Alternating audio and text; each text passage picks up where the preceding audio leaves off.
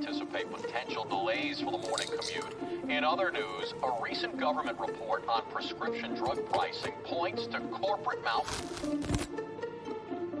Freedom of the press is about your right to know. What are you talking about, man? Look at his stats. It's about your right to be informed. Your right to access all types of information keeps us free as a nation. No. Today, there are real threats to press freedom. Reaching residential areas by... And your right to know about the world around us. Look. Some threats are obvious, some are easy to miss, but they all put our way of life at risk. We must defend against all of these threats, no matter what kind of news is important to you. Justified putting American troops in harm's way? That's a great question. We must protect our right to know before it's too late. Understand the threats. ProtectPressFreedom.org.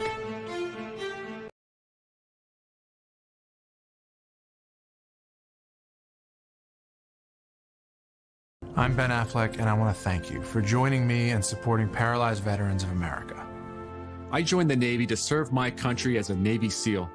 While parachuting with my platoon, my parachute didn't open. And I broke my neck. It left me paralyzed. Paralyzed Veterans of America was by my side from that moment on. Since 1946, Paralyzed Veterans of America has kept a promise to our wounded veterans. We will never leave a fallen comrade behind. Thanks to PVA, paralyzed veterans are getting specialized medical care and treatments, the benefits they've earned, the jobs they want, and the accessible vehicles and homes they need. I just don't think my family would be as happy as they are without the support that I received from Paralyzed Veterans of America. Our veterans fought for us. Let's fight for them. To learn more, go to PVA.org today.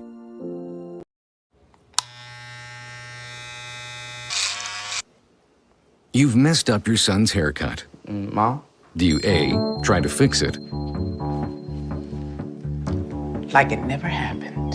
B, work with what you got? Or C, show solidarity? Thank you, baby. As a parent, there are no perfect answers. But you don't have to be perfect to be a perfect parent. Thousands of teens in foster care will love you just the same. Anticipate potential delays for the morning commute. In other news, a recent government report on prescription drug pricing points to corporate Freedom of the press is about your right to know. What are you talking about, man? Look at his stats. It's about your right to be informed. Your right to access all types of information keeps us free as a nation. No.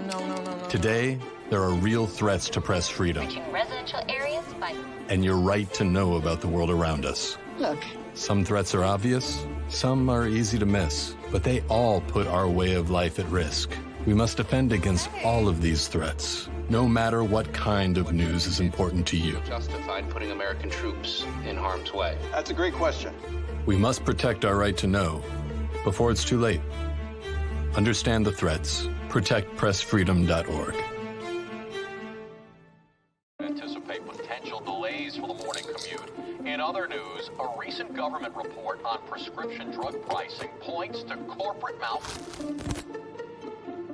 Freedom of the press is about your right to know. What are you talking about, man? Look at his stats. It's about your right to be informed.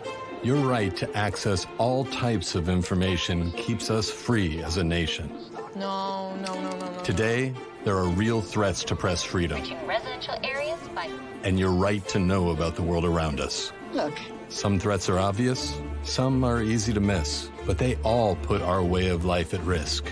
We must defend against all of these threats, no matter what kind of news is important to you. Justified putting American troops in harm's way? That's a great question. We must protect our right to know before it's too late. Understand the threats. ProtectPressFreedom.org. Hey, Barbie, you're so cheesy. I want to gobble you up. What? Stand back and watch this. Don't do anything stupid. What human voodoo is this? It's a portal into other realities. Come on. Where did they go? That was freaky. I'll check the browser history. Sister, you're looking good. Hey, cutie. Ed, there's something really off here. This is utter chaos. I'm female. It's just in this reality. I had a friend like that once. Got ate by an alligator. Oh, no. Free fish. Humans put something in the fish so we can't crop until the sun is down. Just getting shot at. Ed, do you trust me? Not usually.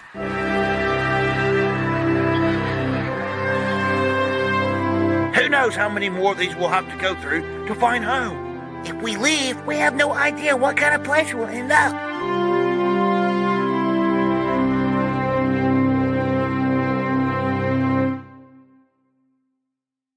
Hey, Barbie, you're so cheesy.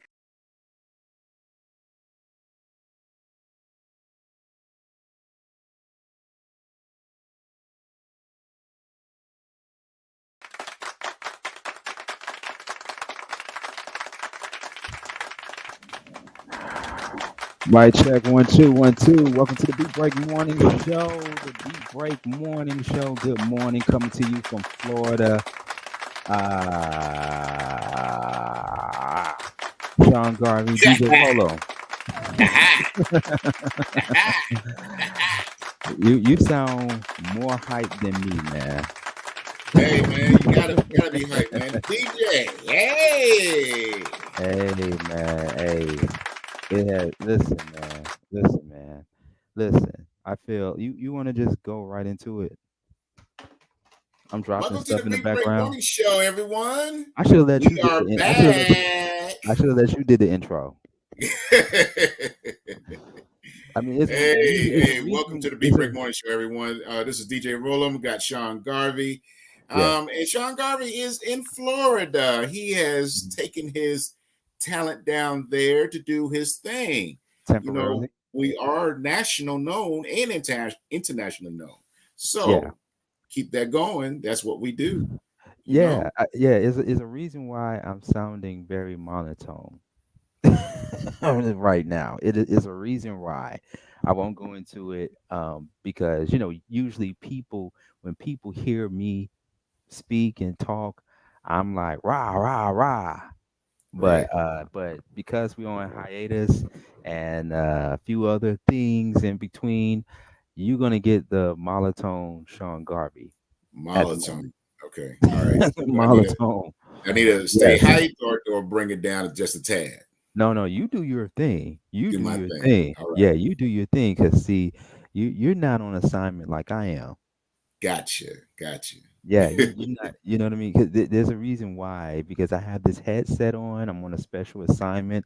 Let me just put it to you like this: is classified information that I cannot disclose. Ooh, classified. It's classified. Yeah, it's classified. Right. So people, don't ask. Don't ask because you don't want to know. No. I'll share it with others on the on when we will officially come back. Gotcha. We are still on hiatus, but gotcha. I am like, okay, DJ Roland, what did I miss? What did I miss? What did I miss that I felt like I didn't miss at all? That should have been the name. That should have been the name of this morning show. What did I miss that I did not miss at all? But the show's theme is called Freak No. I'm about to get it wrong. Freak Nickelodeon. Freak Nickelodeon. We'll get into that in just a few moments. We'll get into that. And for those that are wondering, maybe they are texting me, DJ Rollum, or maybe I see it in the chat. No, I am not broadcasting live from a prison cell. I mean, I'm not. This is not Fulton County. That part. This is definitely not Fulton County. Absolutely. Like I don't know if Fulton County jail cells look like this. This looks like a country club. You're in the exclusive area per se.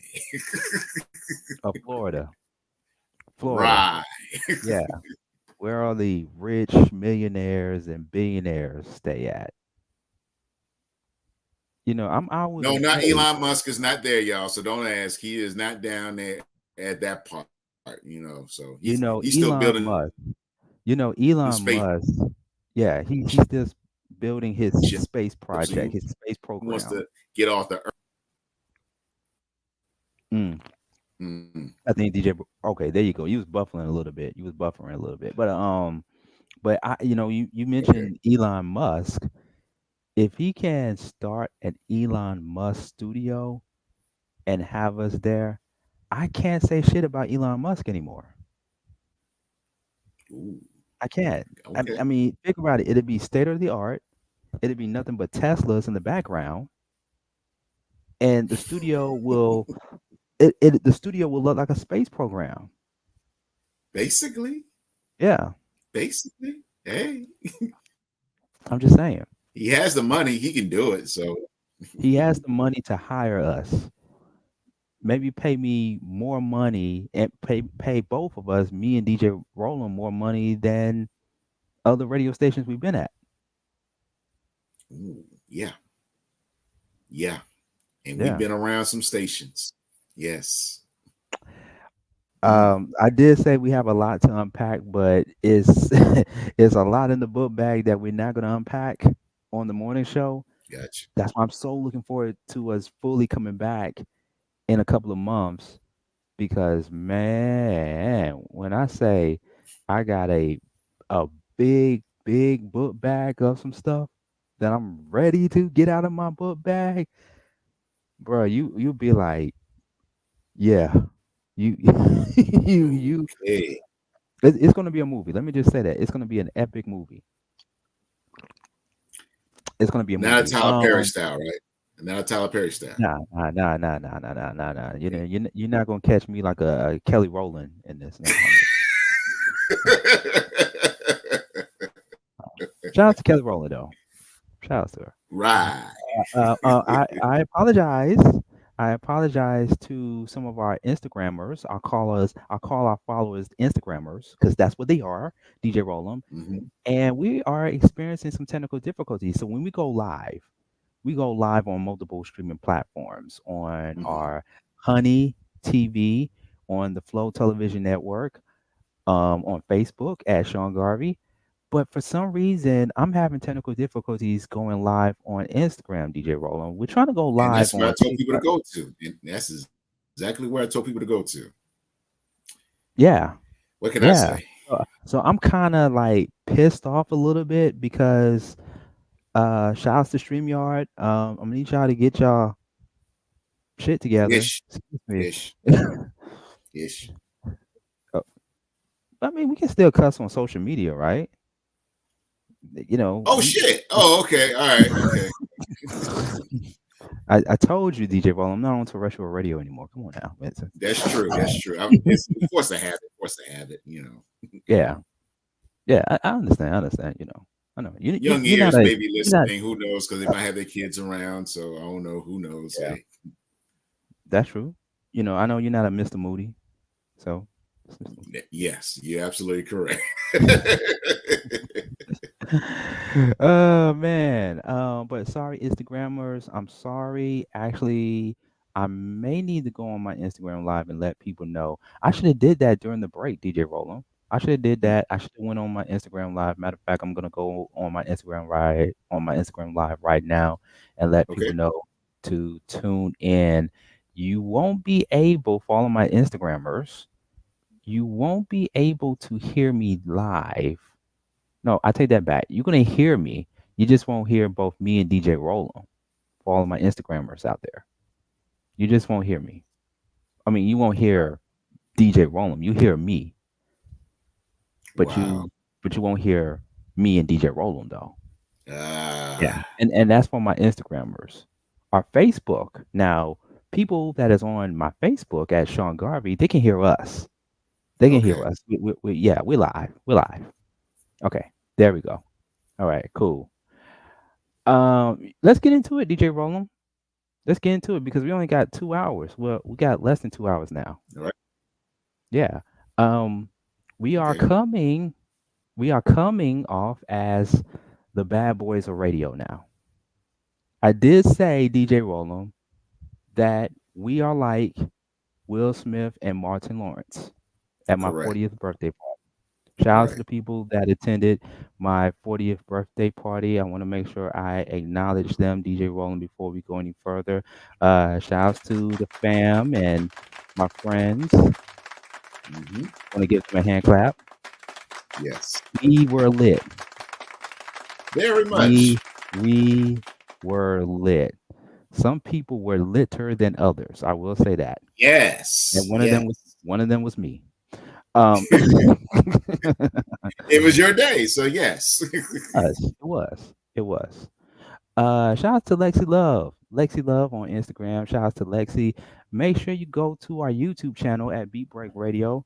I gotta put that on the screen there, but most importantly, I gotta put our Cash App on there because we still want people to show their love and appreciation to the machine $Reach One Communications on Cash App.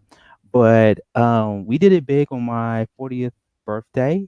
I feel like we are still celebrating my birthday. I have this thing, DJ Rollum, where when you wake up every morning, every day is your birthday. It should be. It's a blessed day to put your feet down and be blessed that you're able to wake up, get up, and move around. Absolutely. Yes. Absolutely. Yeah. It's my birthday. It's DJ Rollum's birthday. We're going into what is this? Aries season. Follow my Instagram. Aries. I know we have the Pisces, so I don't know what's after that. It's Aries. I think it's Aries. Yeah, it's Aries. It's Aries season because it's Aquarius. Shout out to the Aquarians like us. Then the Pisces, and then Aries, and then Taurus, and then Gemini, and then et cetera, et cetera, et cetera. Yeah, but Leo's starts late July, ends in sort of late August. So that's the reason why my wife and my son are Leos. Very proud. Lexi said Cancer, by the way, too. I didn't forget the Cancer. Yeah, Cancer. Yeah, Cancer. Yes, Cancer. Cancer come after Geminis. Absolutely. All right. But the freaky ones to me, just in my opinion, the freaky ones are Scorpio. See, we're in sync. Yeah. The freaky ones, and they live up to their name too. They do live up to that Scorpio name. Yeah, Scorpios and I would say Scorpios, Geminis, and Tauruses are the freakiest ones. Some cancers are, but some cancers. Yeah, some cancers. Some cancers, because us Aquarians, I mean, I'm not sure about Sean Garvey, but I believe it is. We are laid back. You just don't know what you're going to get out of us. No, you don't know what you're going to get, because you can bring it out and you're like, what? Oh yeah. Hey, if you want to know DJ Rollum what goes down in his bedroom, just go to his OnlyFans page, by the way. I'm not Chris Brown. Okay. I'm just saying. So yeah, we got down 40th birthday back home in Georgia before I relocated down to Florida. And I did mention, DJ Rollum, that we were like the Will Smith and Martin Lawrence of radio, bad boys for life. Yes. And guess what? It is so ironic that we bring up Bad Boys because I saw this morning, you may have saw it this morning, DJ Rollum, the new trailer for Bad Boys 4. Yes. Yeah. I didn't see the complete trailer, but I'm like, here we go. Yeah. What do you think? What did you think when you saw the trailer for Bad Boys 4? I didn't see the complete trailer, to be honest, but the couple, like 5 seconds of it, I'm like, here we go. I know it's going to get very exciting, and they're doing their characters as they did on the very first one of Bad Boys. They're just doing their thing, and the thing about it is with Will Smith, because of the famous slap of the world that happened back in 22. Was it? Yeah, it was 22, right? The slap of the world when Will Smith slapped Chris Rock at the Oscars. He basically, if people didn't know, that he is suspended for like 10 years. He can't attend or anything like that. Even if he may be nominated, he still can't come and whatnot. And his people, which is Martin Lawrence, and people got to know this about Will Smith. He was a rapper before he became a movie star. DJ Jazzy Jeff. Those were the two men that backed him up. And they knew that wherever they wanted to do, he was riding with them. It was a few people that it was also a few people that backed Will Smith up. You can't forget the fam. Oh yeah, the fam. Yeah, I mean that part, but it's just those two notable men that's been part of his life. Definitely were there. So I don't know about Martin Lawrence. Martin Lawrence did say. Martin Lawrence did say. So I don't know about him. I'm just saying he wants to keep his job at being a host of America's Funny Home Video. So he just want to be silent, So I just want to make sure I say, hey. if people don't know Alfonso Ribeiro, he's Carlton from the Fresh Prince. He's the.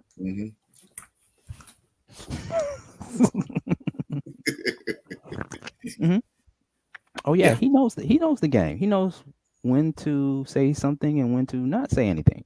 Exactly.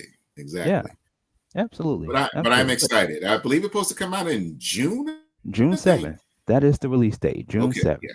Yeah, June 7th. Bad Boys Ride or Die. And that's what we are. Sean should do as father and son. A father and son for Father's Day. Go and check that movie out. Yeah. There you go. Yeah, he is old enough to go see a R-rated movie now. Oh, been doing that. He's turning 21. And he's like, "Dad, you want to drink?" Hey. Not yet, man. We gotta wait till August. We're gonna wait till August. So. Yeah. Speaking of growing pains, is it just me or you grew out your beard? Are you a part of the beard gang now? I've been part of the beard gang. It's just that I'm having it's just, he's a good barber. He's been a good replacement of my barber I've been having for years and whatnot. Yeah. Shout out to KFC. That's his new name. Wait a minute. Wait a minute. That's his name. Wait a minute. You got a barber named KFC? He just called himself KFC. Okay. I Crispy feel like Flex Cuts. I feel like a copyright trademark infringement coming on with your barber. Hey, he started it. He don't care. I think he always puts in parentheses what his name is. He is not. I'm just saying trying to take the original recipe. I'm just saying, is he trying to catch a case? Hey, because it seemed to me that he's going to end up picking a bone with Colonel Sanders Corporation. We'll see. I'm just saying. We'll see, because he's saying, look, it's just letters. What can you do with letters? Just some letters. And put in parentheses what my name is. Letters. I don't know. DJ Rolo, I'm just saying the jokes are coming though. The jokes are coming. Yeah, they can be coming. But he can prove his craft work though. He's the one that cut my hair for my wedding. So hey. Okay. And I was the DJ for his wedding. So next time you talk to your barber, KFC, ask him if he have 12 original herbal spices in how he cuts hair. Let's say no food is around. No food is around. Not even a chicken wing or anything. Not just ask him if he have 12 original herbs and spices when it comes to cutting your hair. That's what inquiring minds want to know. Oh, well, I'll keep that in mind. He's out in Arizona, so shouts out. Yeah. Okay. But yeah, we acknowledge that DJ Rollum is a part of the beard gang now. So I think it just comes when you get older. It comes with, when you get older and you're like, okay, Beard represents knowledge. Beard represents wisdom. Beard represents maturity, growth. Beard Or maybe said, your wife Tanya says, you know what, you look good with a beard. how about I just decided in 2009 to grow a beard. That's what I did. Before it got so popular, I just decided I just had different types of beards. I'm just growing a different way. You know, I'm trying to get it more full to get on the cheeks, as you can see. So I'm just doing it like that. So that is the main reason. I've never been part of no beard gang. I'm like, okay, cool. You know, some folks wanted it super puffy and whatnot. Just like I forgot his name. I forgot what team he even plays on now. he got traded from Philly. I forgot. But people who know about basketball know I'm talking about that real thick beard. I mean, he got enough hair on his face to put on to sell for Afro wigs. That's how much hair he got on his face. I forgot his name. So it's a lot of athletes. A lot of athletes are part of the beard gang. You know, even basketball players. LeBron. The other basketball player, the famous one. I can't think of the name. The one I can't think of his name. And whatnot. That's the only one I can. Those are the only two stand out right now. He got a long ass beard.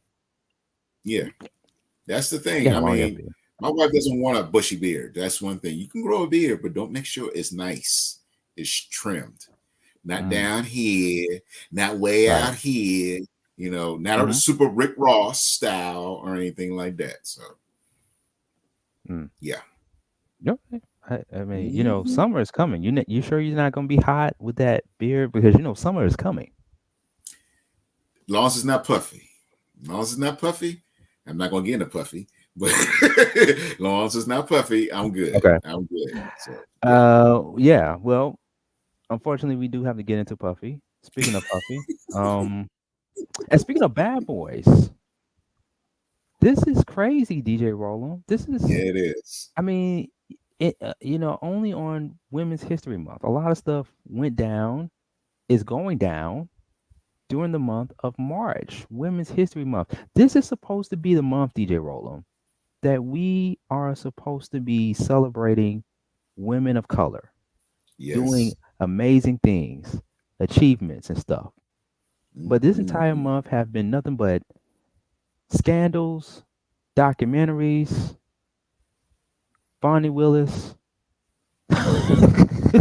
Well, Bonnie and the state, wherever her title is in New York, state attorney, whatever her title is in New York. Those two ladies, Bonnie Willis and the lady in New York, I can't get her name right offhand. Those two ladies stand out for the month of March because they stood their ground. Period. Against a white man, not just Trump, a white man. And you know, white men basically rule this country. And a black woman telling a white man what's going to happen, hey, that's their biggest fear. Not just black men, a black woman. Like I said, ladies and gentlemen, we have a lot to unpack. Month of March. It is definitely March Madness. And I don't mean I don't mean they call it March Madness for a reason, people. Because this is not a basketball tournament. No, it's not. It's not a basketball tournament, but it is a circus, though. It is a circus. Yeah. Yeah. Lot to unpack. So it's interesting, right? That we see the trailer of Bad Boys 4, Will Smith, Martin Lawrence, coming June 7th. And the same day, and a lot of people, a lot of men out here are living up to the title Bad Boys.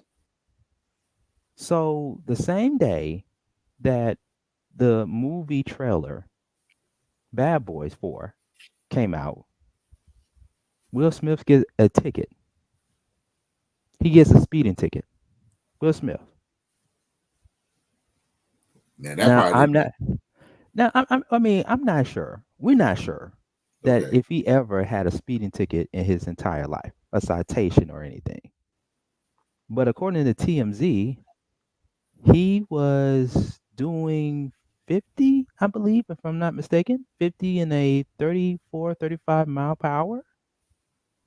Really? And in the area that he was in, that area has been known for a lot of deaths by way of car accidents, vehicular homicide, and he gets a speeding ticket. Yeah. And I'm thinking, like, when I first heard the report, I was like, okay, they still this got to be some type of publicity stunt to promote the upcoming Bad Boys 4 movie, or maybe it's a part of the movie. In all 4 movies, it's always been what? Will Smith in the driver's seat, Martin Lawrence in the passenger seat, and Will Smith is driving in a very fast car. In a fast car. In a fast car, like, okay, am I watching Bad Boys or am I watching The Fast and Furious? Right. So, I mean, he Will Smith is definitely showing his bad boy side. You know, it hasn't been a long time since, like what you mentioned a few moments ago, DJ Rollum, that we saw the slap. We saw the slap at the Oscars, and then fast forward, he gets a speeding ticket, and we now see the upcoming trailer. The trailer to the new movie Bad Boys 4 that's coming out June 7th. I wonder if we're going to see a lot of bad boy stuff coming out of Will Smith in 2024 and beyond. I don't know. Time will tell. Because only time will tell. Only time will tell. Only time will tell. Right? And then around this whole Bad Boys 4, Will Smith and Martin Lawrence on their promo tour, because they already are on their promo tour promoting the movie, you have the Diddy shenanigans that is happening right now as we speak. Yes. Yes. Homeland Security, law enforcement raided Diddy's home. I'm like, Homeland Security. Homeland Security. That tells you were in a lot of ish if Homeland Security comes to your home. Yes. In both LA and Miami. Yes. And in LA, his 2 sons, Justin and King, are arrested. They're not sent to jail. They were not put in police custody. They were in handcuffs during the raid. And so now it's just been one story after another, after another. It's definitely a bad boy moment. Because when we think of Diddy, we think of Bad Boy. Literally. Literally. So on one end, we have a new trailer that just dropped, Bad Boys 4. And now we have Diddy going through a very, very bad boy moment after a successful run running the iconic label Bad Boy. And it's an iconic label, Bad Boy Records. When you think of Bad Boy, you don't only think of Diddy, you don't only think of Puff Daddy and Sean Puffy Combs. You think of the Notorious B.I.G., you think of Faith Evans, you think of Craig Mack, 112. The list goes on and on and on. Mace, The Locks, list goes on and on and on. Yes. And so now people on the internet are saying that this is Diddy's karma. This is his karma for how he allegedly treated people, especially the artists that were on his roster in the past. I don't know. I mean, I don't know what everybody is making of this. Like, are we now gonna have to stop playing Diddy's music on the radio? It's just an R. Kelly moment. Listen, people, listen. I can live without radio stations and radio platforms not playing any of R. Kelly songs, even though some radio stations have went back to playing R. Kelly's music. I heard it the other day in a restaurant over a cafe latte. I was like, what's going on here? Yeah. But I wonder what song.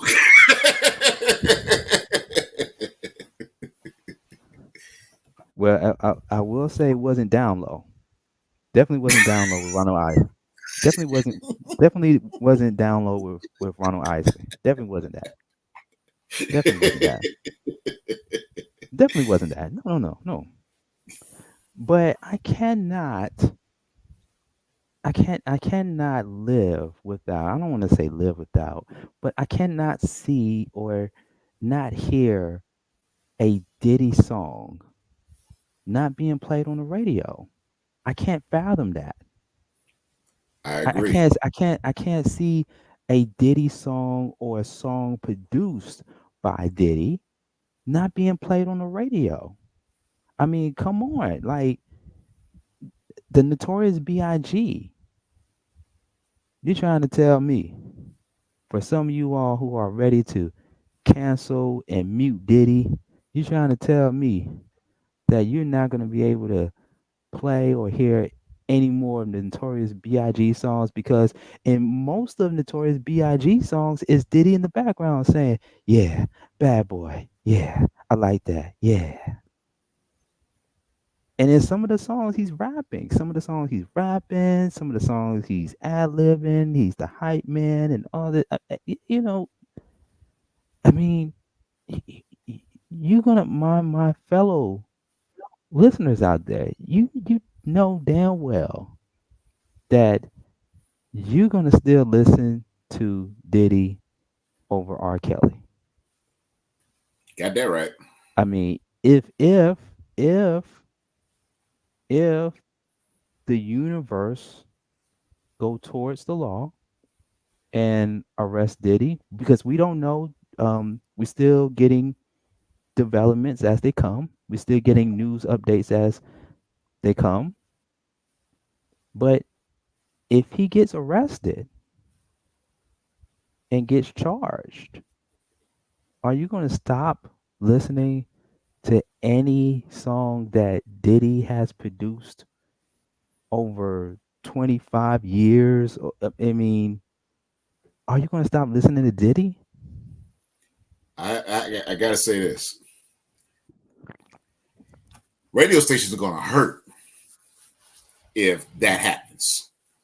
They're going to hurt, especially old school, basically 90s music. Mm-hmm. Yeah. If that's part of their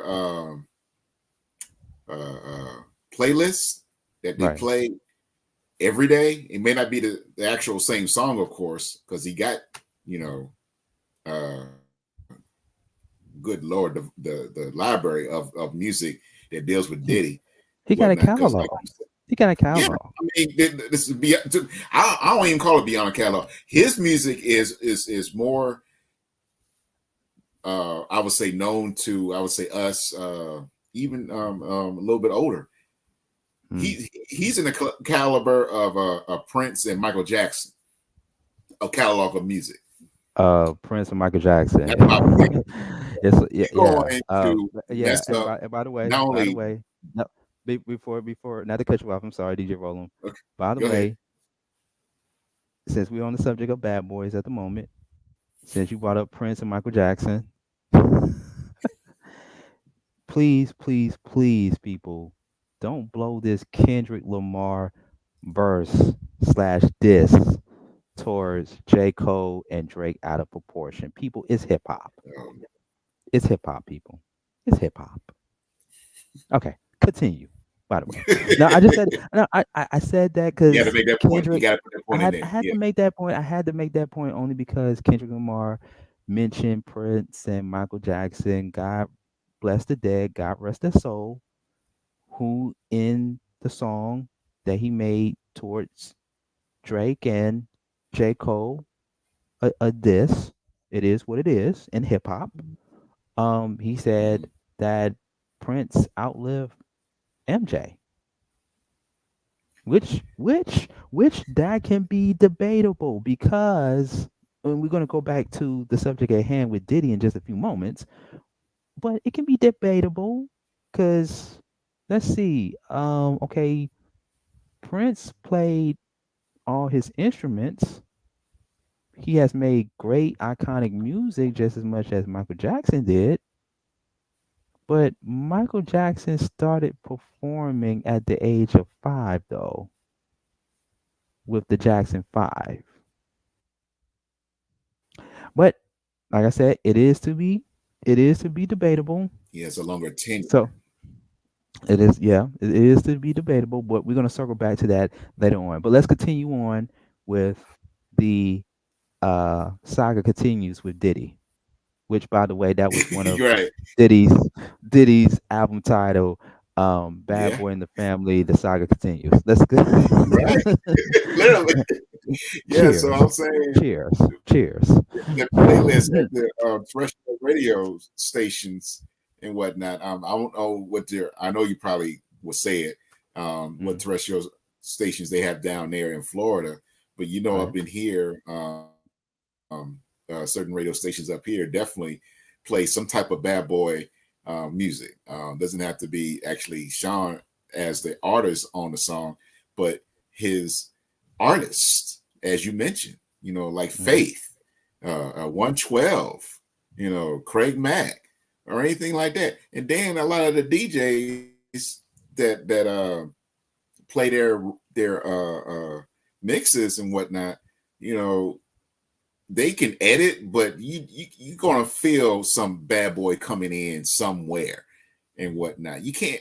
It's gonna be very unpredictable to eliminate anything associated with bad boy on terrestrial radio. Yeah, you really are. I don't know. Yeah, it's just too much. With the R. Kelly thing is different because that's R. Kelly. You hear an R. Kelly song because that's R. Kelly. But yeah. Sean Puffy Combs, I mean, he doesn't have to be on the song, but he may be on the song because he's in the background. and you got all these different artists. Yeah. Bad Boy remix. Let's go. I mean, yeah. You like that? You like that? I like that. You like that? Get that. We won't stop. Yeah. We won't stop. Can't stop. Won't stop. Bad Boy for life. I mean, now this will be it's kind of a joke in my little opinion, just my little opinion. Sure. I know it's like, is JD saying in the back of his head, now you should have went up against me, right?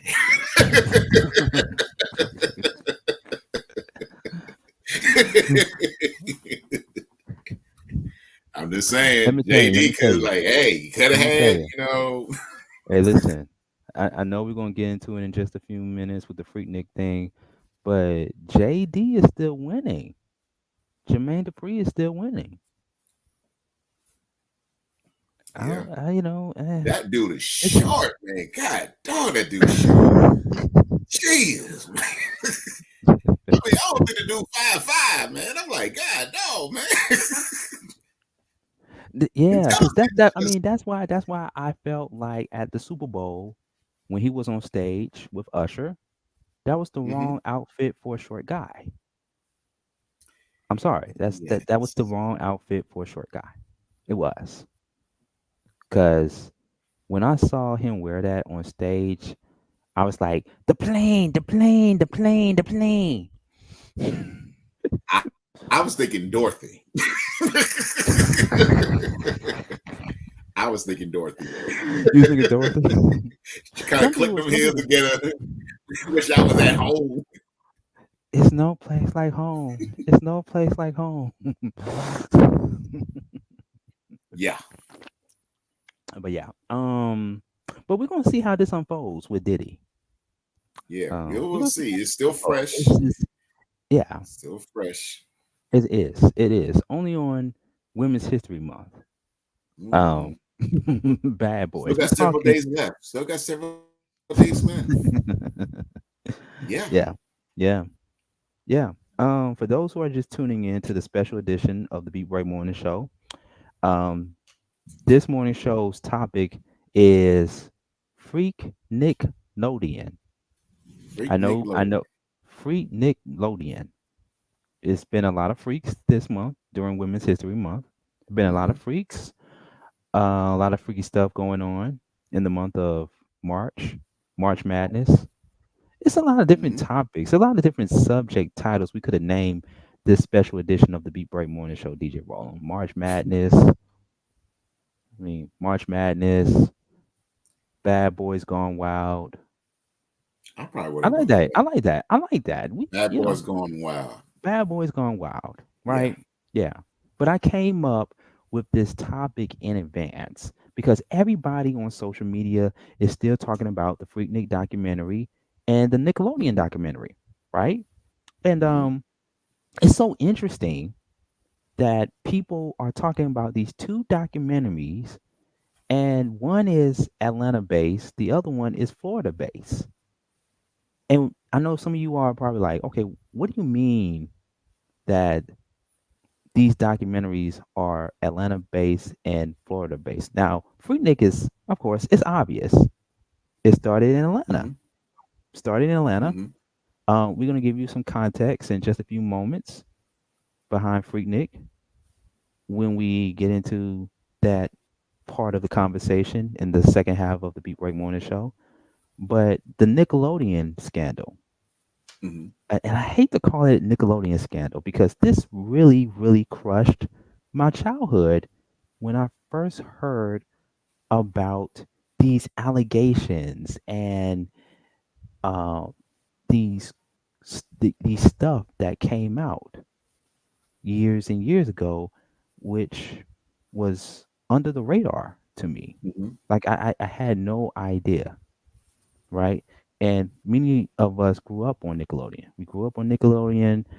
I could have conversations after conversations with people about the kind of shows that I watched on Nickelodeon. Right.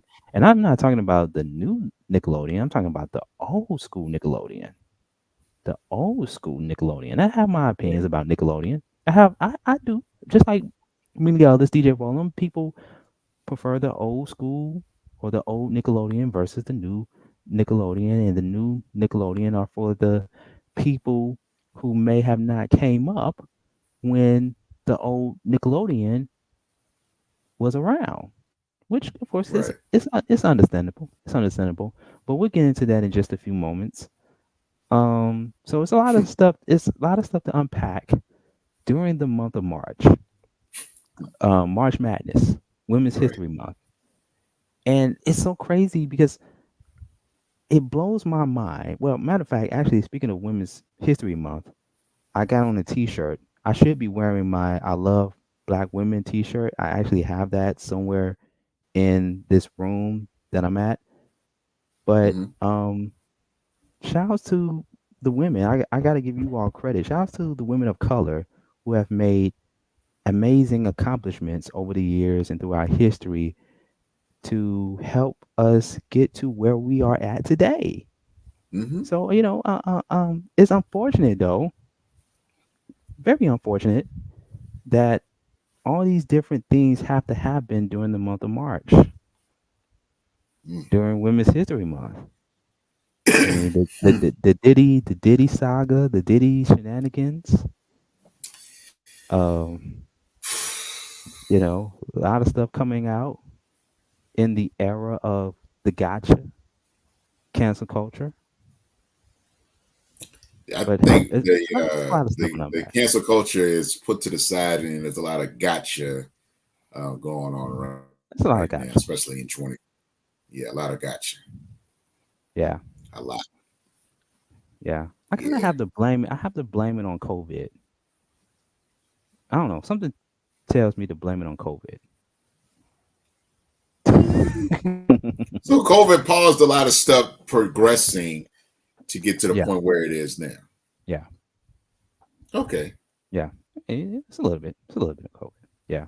Once again, for those who are coming up on my IG at Sean Garvey ATL, we are having some technical difficulties broadcasting live on Instagram for some weird reason. But you can check us out on the other multiple streaming platforms that we are on. Facebook at Sean Garvey ATL. Also on YouTube, Beat Break Radio, 87 FM, 101 The Vibe FM. And on the Flow Television Network, shouts to Stephanie Starworth holding it down over at the Flow Television Network and on our Roku TV Honey. So if you have not downloaded the Honey app, please, please, please, please go to the Honey app, download it. It is free, and you can check us out live on Honey and the other shows that Honey carries. Okay, so so many places to check out the Beat Break Morning Show.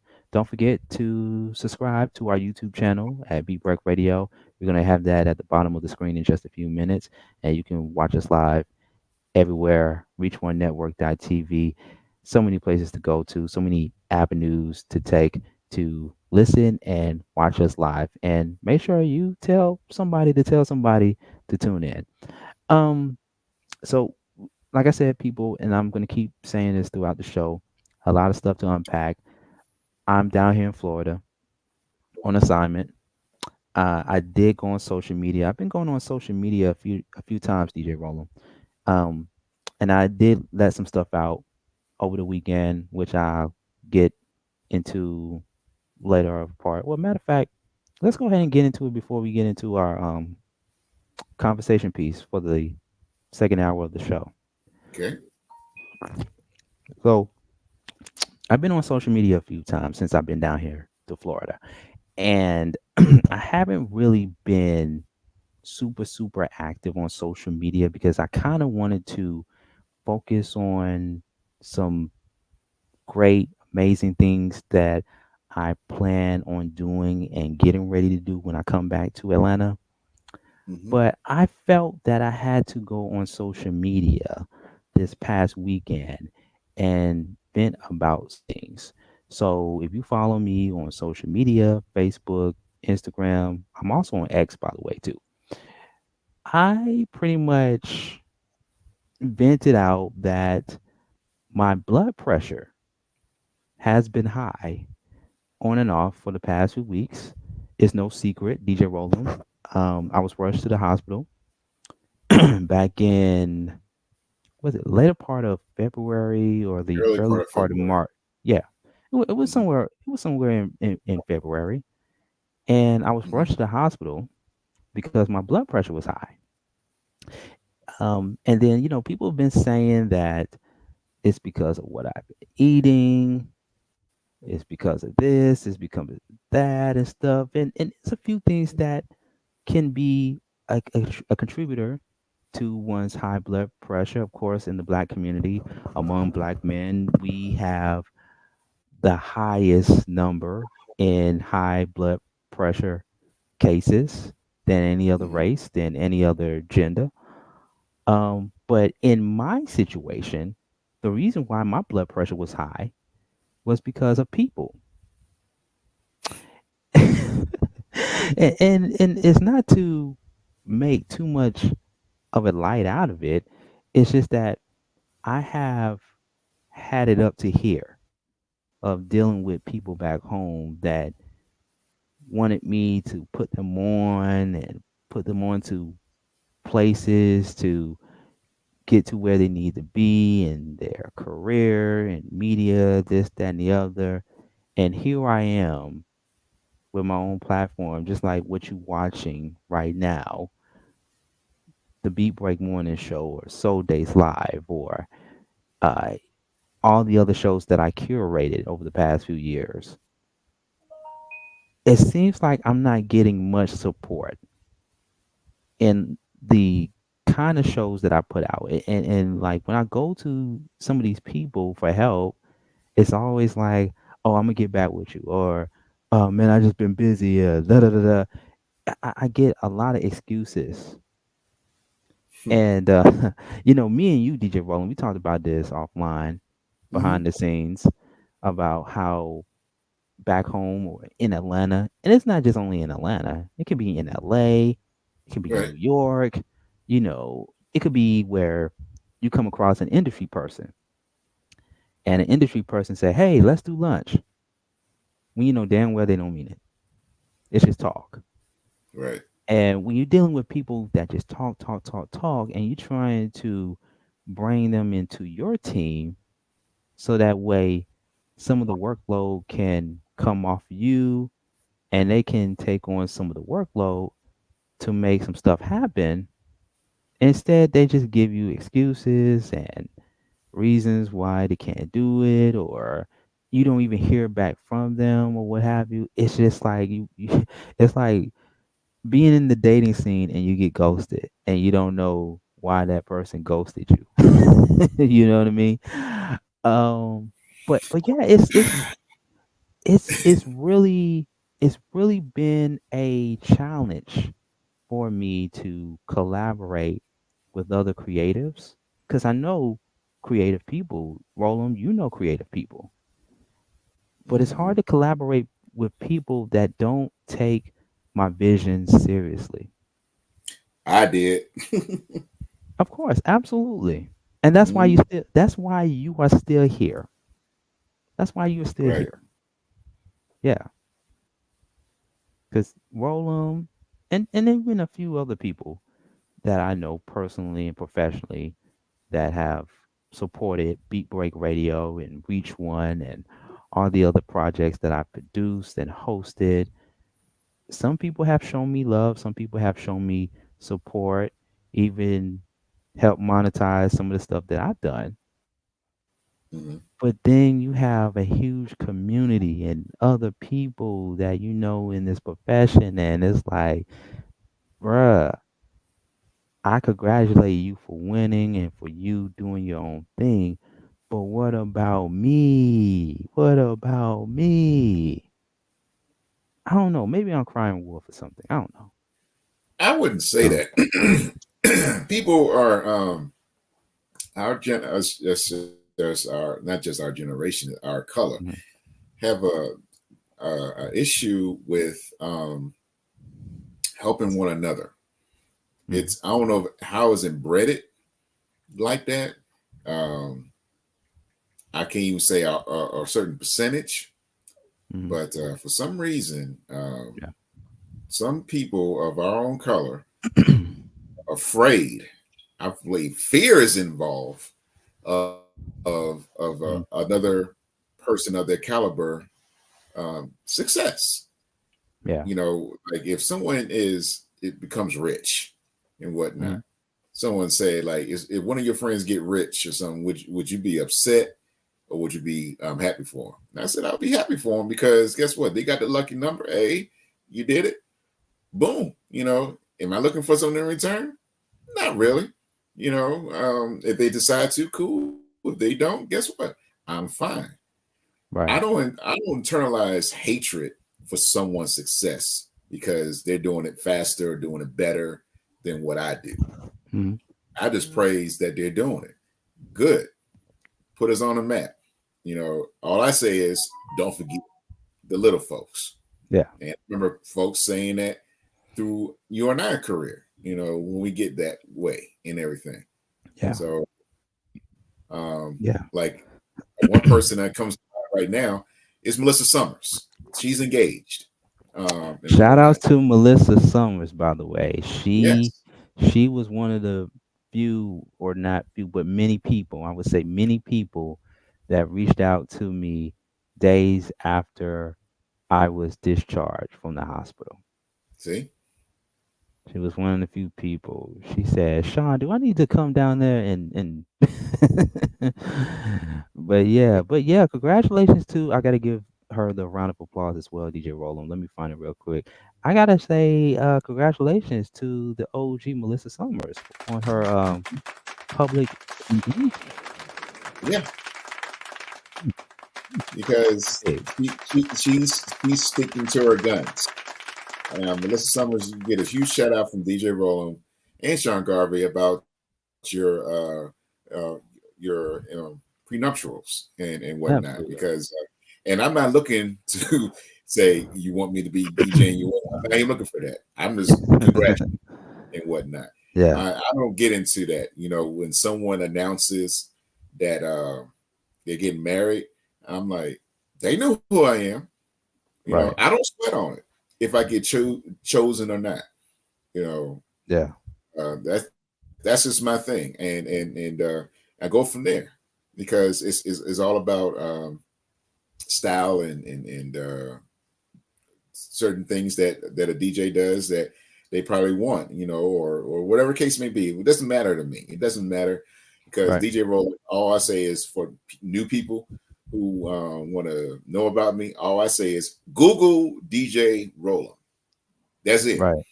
And you will see a bunch of stuff pop up, guaranteed, and whatnot. I put a lot of time into this name, and it is not taken lightly. So it's coming and it's getting better and better every year. That's what Sean and I have been doing for many years. Right. So we're not the same. We always keep getting better. And for people who decide to think like, well, when I hear the phrase, well, fear is involved. Even though they may not say the word fear doesn't have to be said. It could be felt that you don't want to do something to help another brother or sister and whatnot. One of our great colleagues of Beat Break Morning Show is Sharia Thomas. She's been a great supporter for both of us and whatnot. And me and Sharia are still going to do some stuff outside of Beat Break and whatnot. And we will get to it. That's just how she is and everything. She's definitely been a supporter of both of us, and we've definitely been a supporter of her and everything. Yeah. So Absolutely. That's just real talk. Real talk. So hey. Yeah, absolutely. So I didn't call out any names. I didn't put people on the spot. I just pretty much said how I felt in that moment, in that particular time. And I got some pretty good feedback from people, I just want to make people aware that in the industry that I've been in and have been in for 21 years now, it comes with a lot of ups, and it comes with a lot of downs, it comes with a lot of challenges, but it also comes with a lot of people who are opportunists. And say it again. Say that last part again. It also comes with a lot of people that are opportunists. That's just what it is. It's all about, it's all about, I gotta get to the table. I gotta have a seat at the table. I gotta get a seat at the table. I gotta get my foot in the door at this particular industry, this, that, and the other. Okay, well, tell me, what do you know about the business behind that particular industry? What do you know about the business behind that TV station or behind that radio station? Tell me what you know. Well, that's why I came to you. That's why I came to you. You work in the industry. Okay. Well, from here on out, if you want information from Sean Garvey, you're going to have to pay me. You don't have to pay me. Do you know, DJ Roland, I've been giving out free game to people? I've been giving free game to people. Free information. But, if you want to go out and do your own thing, cool. I can still give you consultation. I can still give you the nuggets, the information that you need. but you're gonna still pay me though for my time, for my information, for my help. I gotta add this And bonus. that's that. Yeah, go. I gotta add this bonus. Go for it. When you say it like that, I'm thinking about my son and whatnot, and he believes he needs a life coach. And the best person I come to mind thinking about being a life coach is Sharia, and because she is licensed to do that and whatnot. Some folks are not even licensed to do certain things that Sharia can do, that she can back it up with paper and whatnot. People are always trying to use you, Sean Garvey, as an example to get free information to get where they need to go. And yes, you do need a charge and whatnot. Sharia charges whatever her price is to do the things that you want her to help guide you where you want to go. That's what you need to do too. If you want to get into this industry and whatnot, yes, you need to be compensated and whatnot. So he can build an outline, brainstorm, and all that stuff, so you can get things together and whatnot. Some people have said over the years, some people said, I need to teach DJing and whatnot. And I said, nah, because I know I want to charge a certain way and whatnot. And all I say is, and people listening right now, if you think about DJing or telling someone to DJ, I say the key thing to do this. Learn how to transition with house music. That's it. That's all I give out. Right. You figure it out from there.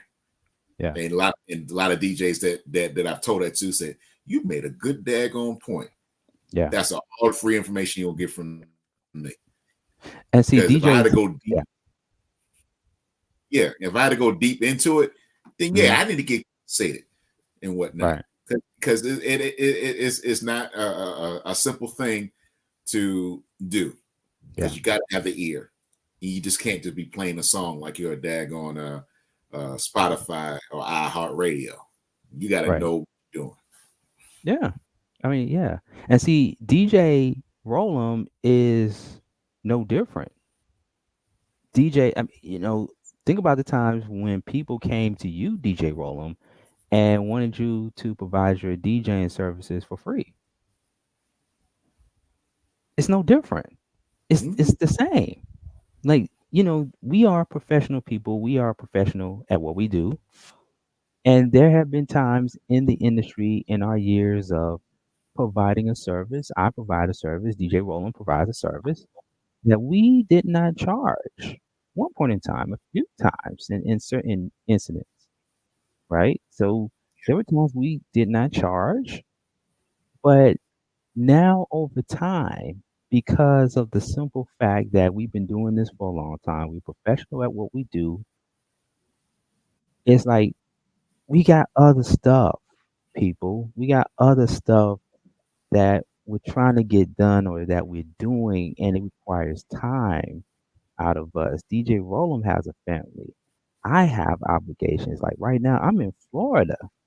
I'm in Florida right now doing a live show with DJ Rollum when we supposed to be on hiatus, and we kind of still are on hiatus, but we love what we do. We love talking smack at times.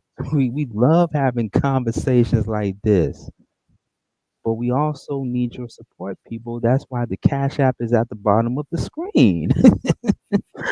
$, Reach Number One Communications to support the Beat Break Morning Show and to support Reach One Communications. That's why it's there, people. Cash App. And I find it so interesting. And I've said this in the live over the weekend.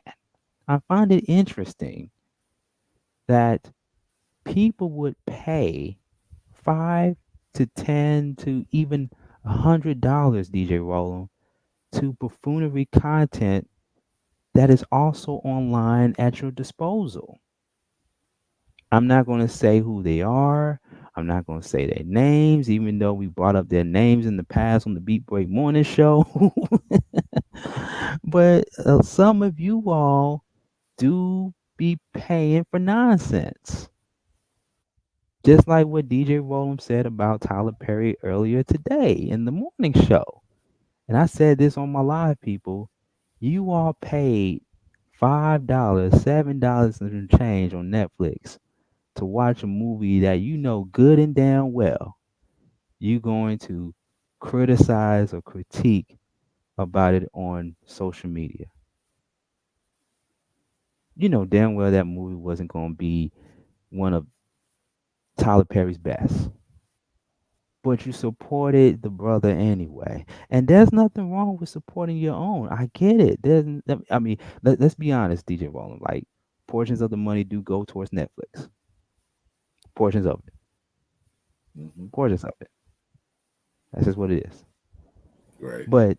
But here we are, and I'm not gonna say black owned when you already know this is black owned. But an independent entity like Reach One Communications that's giving you positive content, and we're not the only show that's running on Honey.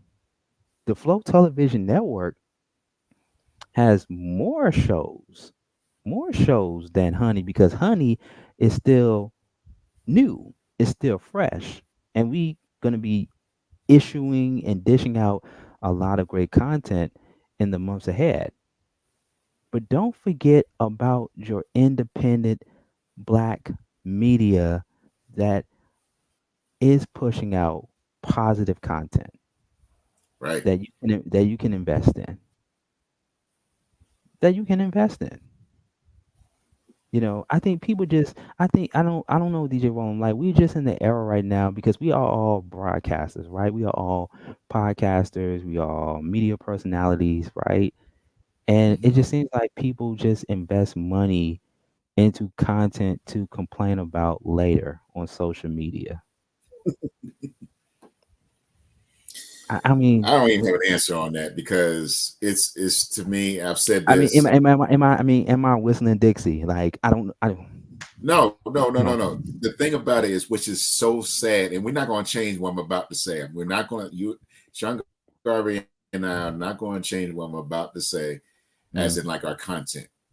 But for some reason, and this is just, I've been saying this for so long, nearly 20 years. I've been saying this, or over 20 years.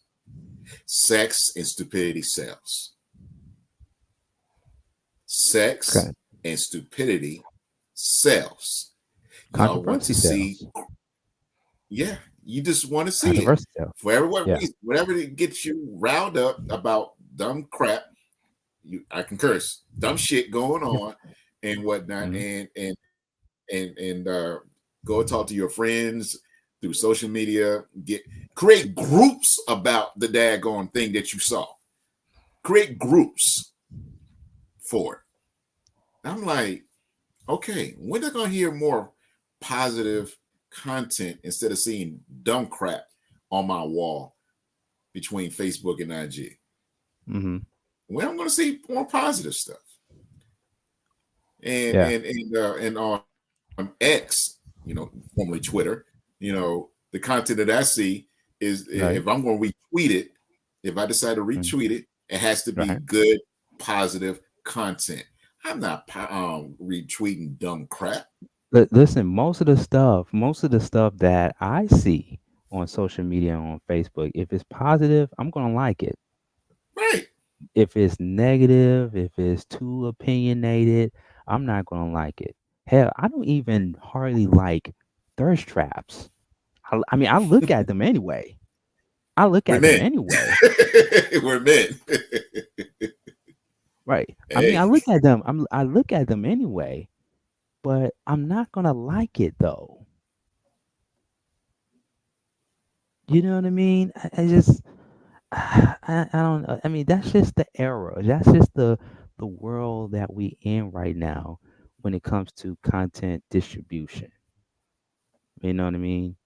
But the each is on at the end of the day. Like, we do our thing because we know our audience, right? But I was gonna say to what we just mentioned, what we just spoke about a few minutes ago about, people just talking, and not showing each other much support. It makes me think of the interview that Shay, I'm not going to call him Shannon Sharpe anymore. I'm just going to call him Shay now, because Shay know what he doing. He knows what he doing. Everybody's on this Howard Stern, Jerry Springer train in media, so you can either respect it, love it, accept it, disagree with it. I don't care. But I love the fact that Godfrey, one of the most underrated comedians in the game right now, I love the fact that he spoke vividly about Black people looking down on other Black people and not bringing each other up. And we have this thing for years and years and years throughout history where we just have this crab in a barrel mentality. Where if we see somebody doing good and we want to get to their level, the person that's already up there don't want to help us win, or will try anything and everything in their power to keep us where they are or to keep us down. And that's one of the things that I experienced in my broadcasting career while I was in Atlanta. Atlanta is a small city, but it's a big city. Small city, big city. And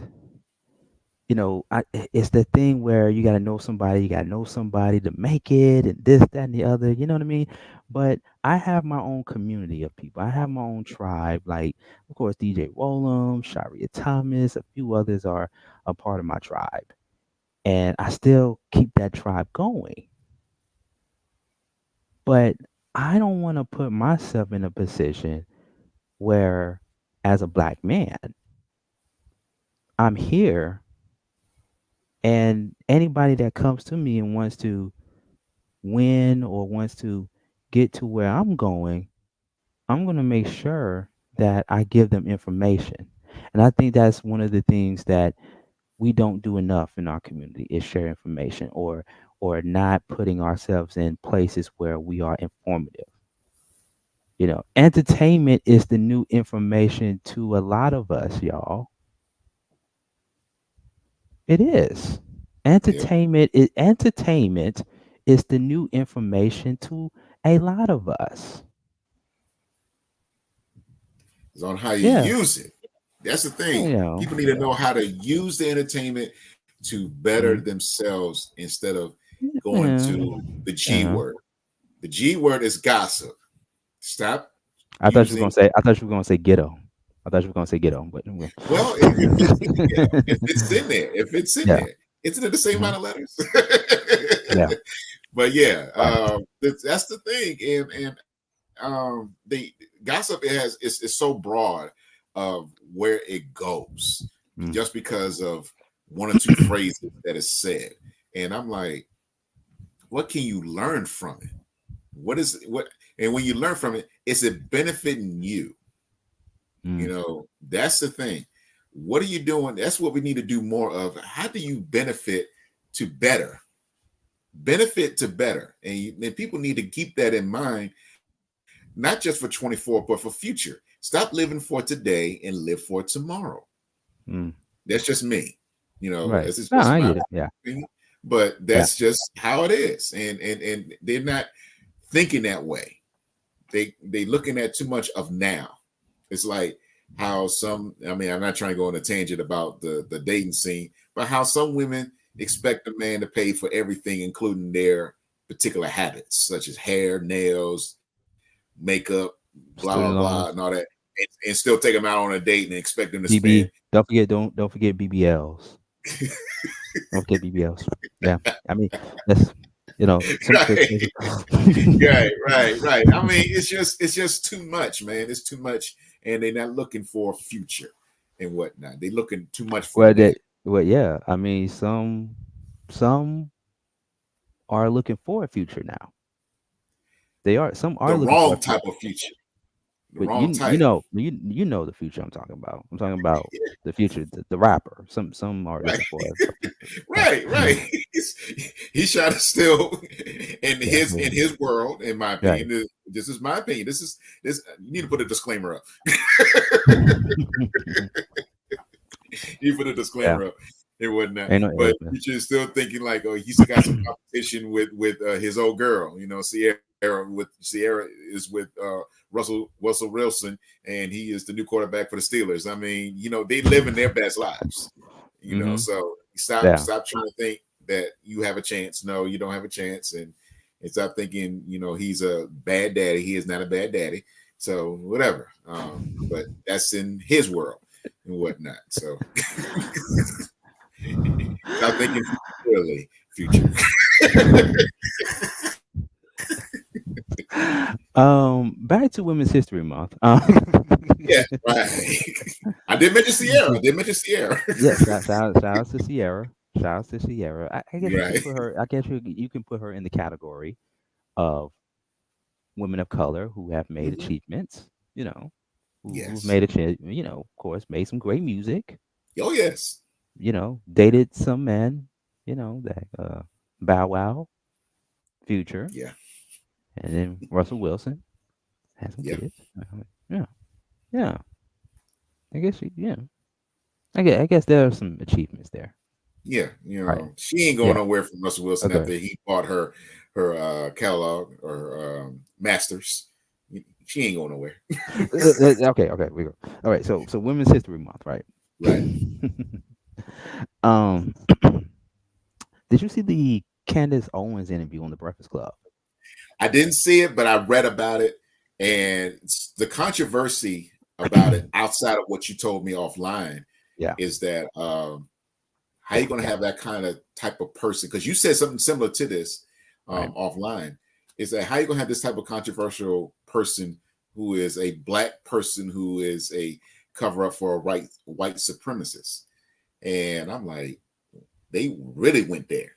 This was written online about why would the Breakfast Club bring her on, knowing that she's a colored black person, white supremacist, and white folks is ruling. They should have this, they should have that. She is not being concerned about her own race, about where we're still trying to get to, because we still have a long way of getting there.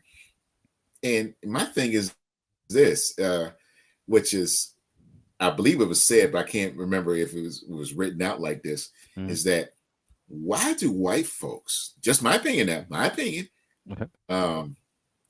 why do white folks have fear of other races and other white folks? When I say the other white folks, I'm talking about the Jews. Why do you have such a fear with them? If they ain't starting an argument with you, why you have such a fear of them? That's my thing. Now, see, you get into a deeper conversation with this. I know. I'm not trying to get to that deep. I gotta put a disclaimer. Got to put a disclaimer. The views and opinions expressed on the Be Brave Morning Show does not necessarily reflect those of Reach One Communications, its staff, management, volunteers, and its affiliates. Okay, continue. Yes. Okay. I'm just saying, because it's my thing is this about certain white folks. There's not a lot of. It's just the ones that keep shining out about it. Like what's that Georgia representative in Congress, Marjorie Green and whatnot. You talking Why about you have so much hatred? Okay, wait. You talking about Marjorie Taylor Greene? Marjorie Taylor Greene. Yeah, I know it was Green in there. I just couldn't remember. I was like, what are you talking about it? Marjorie Taylor Greene. Okay. Why you got so much hatred against people that is not you? If they ain't on your bandwagon, why you so much not just in disagreement, but it's like hatred? Why? But see, I don't question Marjorie Taylor Greene as much, because I know a lot of stuff she does and say is for shock value. The only question I have for Marjorie Taylor Greene is, why did your husband leave you? Hey, That's the only Why question. is your name still hyphenated? Why is your name still hyphenated? If he's that bad. I'm just saying. I mean that's the only question I have for Marjorie Taylor Greene is why did your husband leave you? Why did you know? I try to get a divorce. That's what I would like to know. I got Everything a joke. else. Is she paying alimony to him? Is she paying alimony? I don't know. I don't know. I mean, is she Mary J. Blige? You know, I don't know. I don't know. So, yeah. Yeah. So that's just my opinion about that. Just using her as an example. Mm-hmm. I'm not gonna get too deep into it. Other stuff we got to talk about. Back to Candace Owens. Yeah, I mean, it's just you're a cover up. Why? What? To me, I wish they had like I wouldn't say a documentary. I just wish someone can like basically do a background of an explanation of how she grew up and possibly. Well, she did that. So I watched the interview in its entirety. Okay. And so they did ask her that. They did ask her, why did she become the person she is now? And she actually started as a liberal. She was a Democrat. She started out as a Democrat, started out as a liberal, just like some that are out there who went from being a Democrat to a Republican. Mm-hmm. And she also explained some of the racial situations that she encountered. Right. So being liberal is not perfect now just because you're liberal. I'm letting you know. Mm-hmm. Yeah. And just listening throughout the conversation, listening throughout the her commentary, her talking points and everything, you know, it all depends on how you interpret it.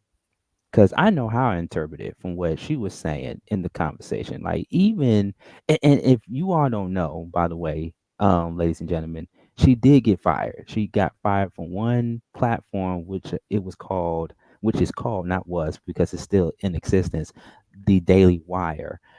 She got fired, but we don't know if it has something to do with the stuff that she said on the Breakfast Club or on another platform that she was on, whether it was before the Breakfast Club or after the Breakfast Club.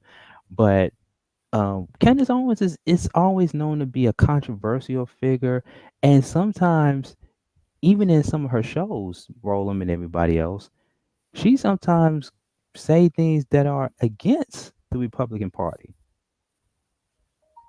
See, people don't know. People don't know that there are people within that party that talk against their own party. You know what I mean? They're not more together. They're not more together. The Republican Party is not more together than the Democrats. I'm not saying. Let's just say this: there's a majority of Democrats are still together. Majority. Now, there's some few hiccups in the Democrat Party, no doubt, and whatnot. Mm-hmm. But it is obvious in the Republican Party that is still separated, and they call it this: the Trump side and the Republican side. Okay, so it's like if you're not with Trump, you are with the traditional side of the Republicans. Mm. That's just how it is. It's been like that since really around 2017. That's when it really started. It was in the beginning stages. It began. It was the birth of it and whatnot, and it took it to another level, and it's still continuing. And the thing about it is, other Republicans are trying to figure out how can we be more unified, and then some other Republicans don't care about the unification of their own party. That's what I'm hearing. That's what I've been hearing, and that's what I've been reading and whatnot. Democrats has been, not saying, like I said earlier, it's not completely together, but 75% is better than 50 or 40-60. It's definitely in the C's. Definitely in the C's. It's not a B. It's definitely in the C's and whatnot. But I'd rather have a C than an F.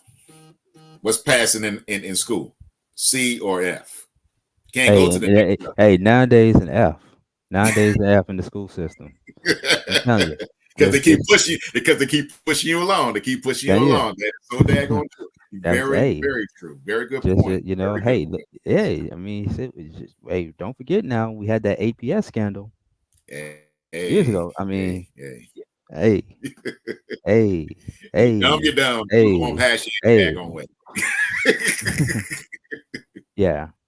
But no, the reason why I wanted to bring up the Candace Owens interview really quick is because it didn't really get the traction that people were hoping for. Because, like what you said, controversy sells in media and always will. And like I said, I seen and heard the entire interview where the Breakfast Club did not come down on Candace Owens like some of us thought they would. Now, they did give a person like Larry Elder the business, who is also a right wing, who is also a black conservative, and who, just like Candace Owens, a black conservative that is very outspoken. Right? And I just said was it this part? Was it, say that again? What was that particular interview with the other person you just said? Was it this It one? was with the news reporter. Now, when Larry Elder was on the Breakfast Club, it was with the news reporter that comes on and report the news, and Larry Elder and the news reporter went back and forth with each other, back and forth in a heated debate. But in this particular interview with Candace Owens, it was kind of like just like somebody that you don't normally bring to the cookout, but you want to ask them some black questions just to see if they are actually black, just because they are supporting a Republican, soon to be possibly president of the United States. Like they were asking Candace Owens recite the lyrics to the Fresh Prince of Bel-Air. Wait a minute. Let's see. Let's see. In the interview, are you really serious? It's in the interview, Roland. Oh go and watch the interview. It's in the interview. It's in the interview. Wow. They wanted to see how black Candace Owens is. That's what it was. They wanted to see how black Candace Owens is. I mean, it was almost like watching a game show. I believe that. How black are you? That should be their new segment. How black are you? I mean, they got Jess with the mess. They got Donkey of the Day still to this very day. How black are you?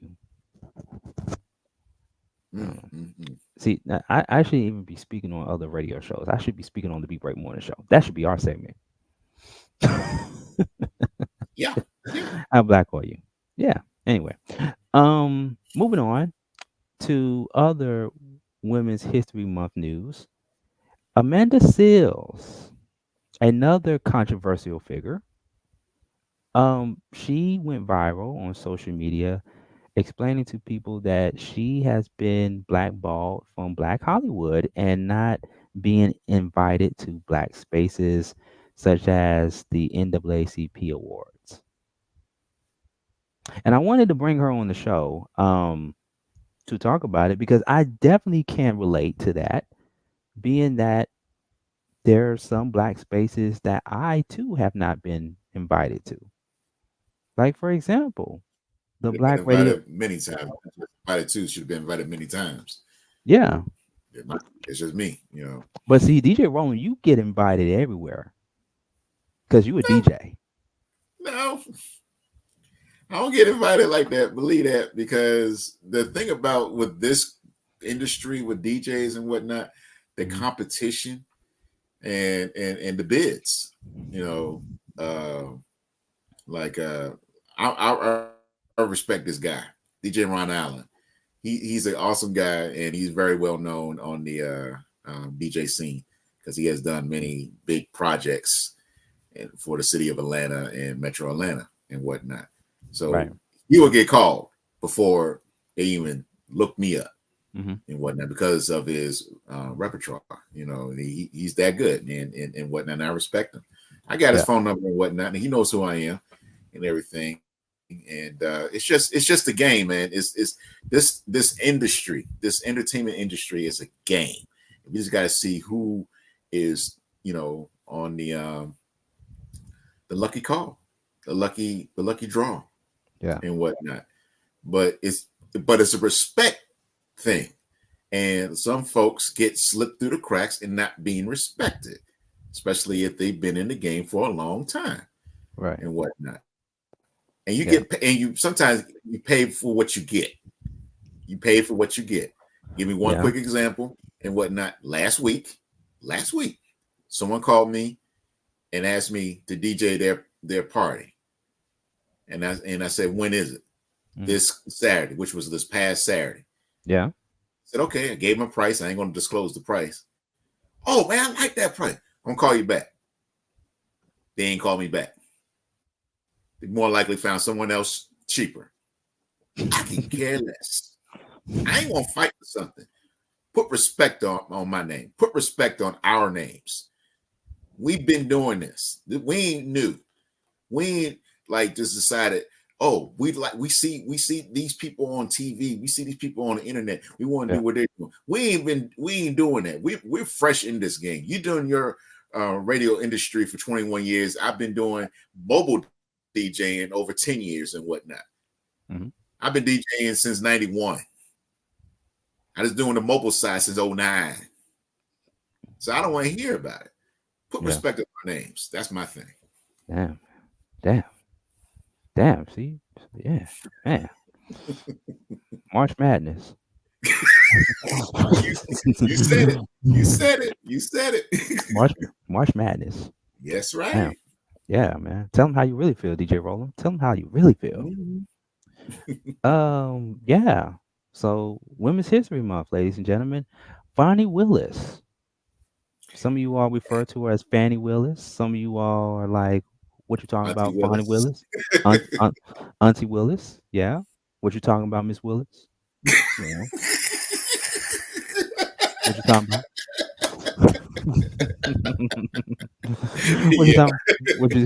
What you talking about, Miss Willis? Yes. You're right. You know. Right. You know. Big ups. Yeah. So she might still be handling this Donald Trump case. You know, 80% chance. 80% chance. There's an 80% chance. Mm-hmm. Jury is still out. Literally, the jury's still out on it.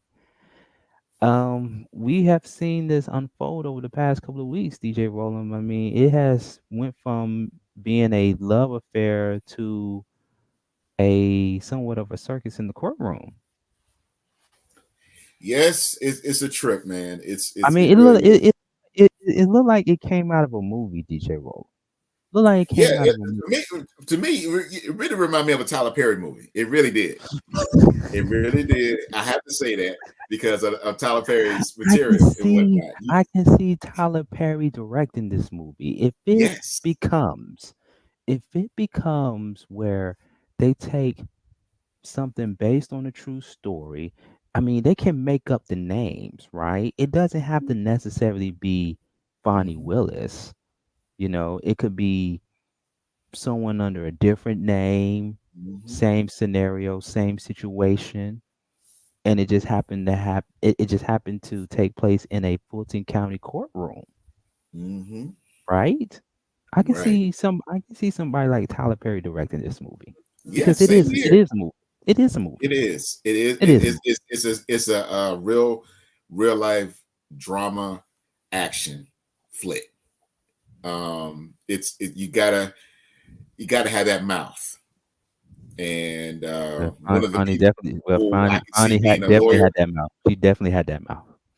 Yes, and I'm thinking about that particular person from Why'd I Get Married? The hairstylist. She'll be up perfect Fannie Willis because of her mouth. For real. She'll be perfect for that role and whatnot. Because the thing about it is that she stood her ground. And that's what this salon stylist did. She stood her ground, told her husband what she ain't going to do, blah, blah, blah, blah. Let me tell you all something. Let me tell you all something about these black female politicians from Atlanta. When you push them into a corner, they're going to show you how hood they really are. I don't like to say the word hood a lot, but they're going to show you how really blackety black they are. We've seen that with the Honorable Shirley Franklin back in the day. Mm-hmm. We've seen that. Mm-hmm. And most recently, we've seen that. Well, not most recently, but when a woman named Keisha, a mayor named Keisha, right? Keisha Bottoms, Keisha Lance Bottoms, former mayor of Atlanta, Keisha Lance Bottoms. When we had the fiasco happen in Atlanta with the rioting and everything, she showed you how blackly black she was in that press conference. She showed you how blackety black she was. Like, this is Atlanta, this is my city, and I'm not gonna put up with this. We've seen that. And then most recently, not just only Fannie Willis, but Commissioner Nally Hall. I don't know, that was more than blackety black. That was just straight up hood. I mean, come on now. We saw the news clip where Nally Hall shoved the news microphone out of that news reporter's hands when the news reporter was just trying to ask her some questions about her love affair with a guy who looked like he could be doing security for T.I. or somebody. I don't know. I don't know.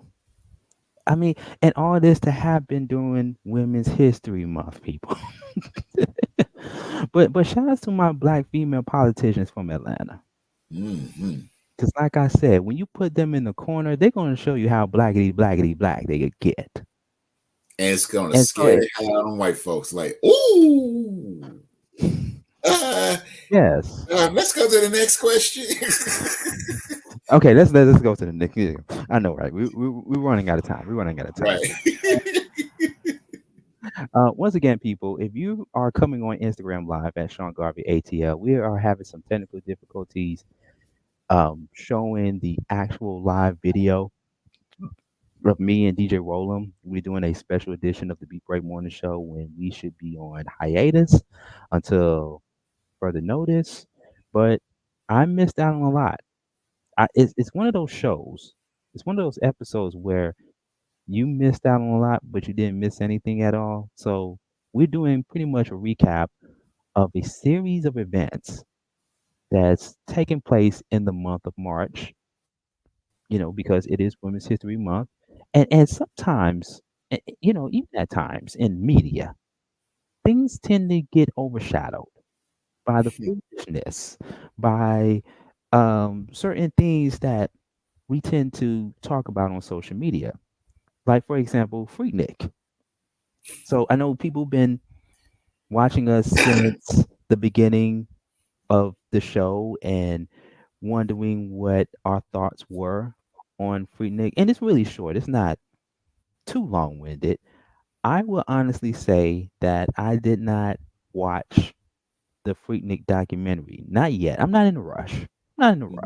But being that I am from Atlanta, born and raised, I know enough.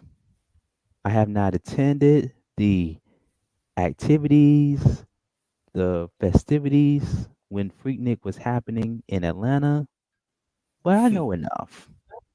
DJ Rollum knows enough too. I attended. See, there you go. So DJ Rollum attended Freaknik. And Tanya. and his wife Tanya.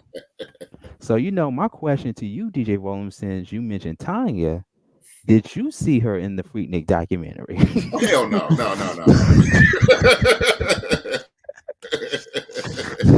No. We were in some activity, but we didn't get down to those type of activities. Okay, because because here's the thing. From what I've heard, some people are in the process of getting the divorce after watching the Freaknik video. From what I heard, I mean, from what I heard, it could be all just speculations. It could just all be rumors. But there were these preconceived notions that people were going to get exposed and people were going to lose their jobs and people were going to get outed.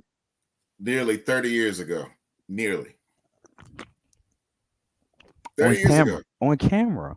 And this it's on camera, but you're going to lose your job. Something happened 30 years ago and you didn't know it was going to be like this. Because when they actually, I just got to say this, when it actually started in DC and it transitioned down to Atlanta and whatnot, I was still in high school when it first got here in 93. I was still in high school. I knew I was coming back in 94. 94 was so lit, like crazy lit. And then I heard about it was going to come back in 95. I was there too.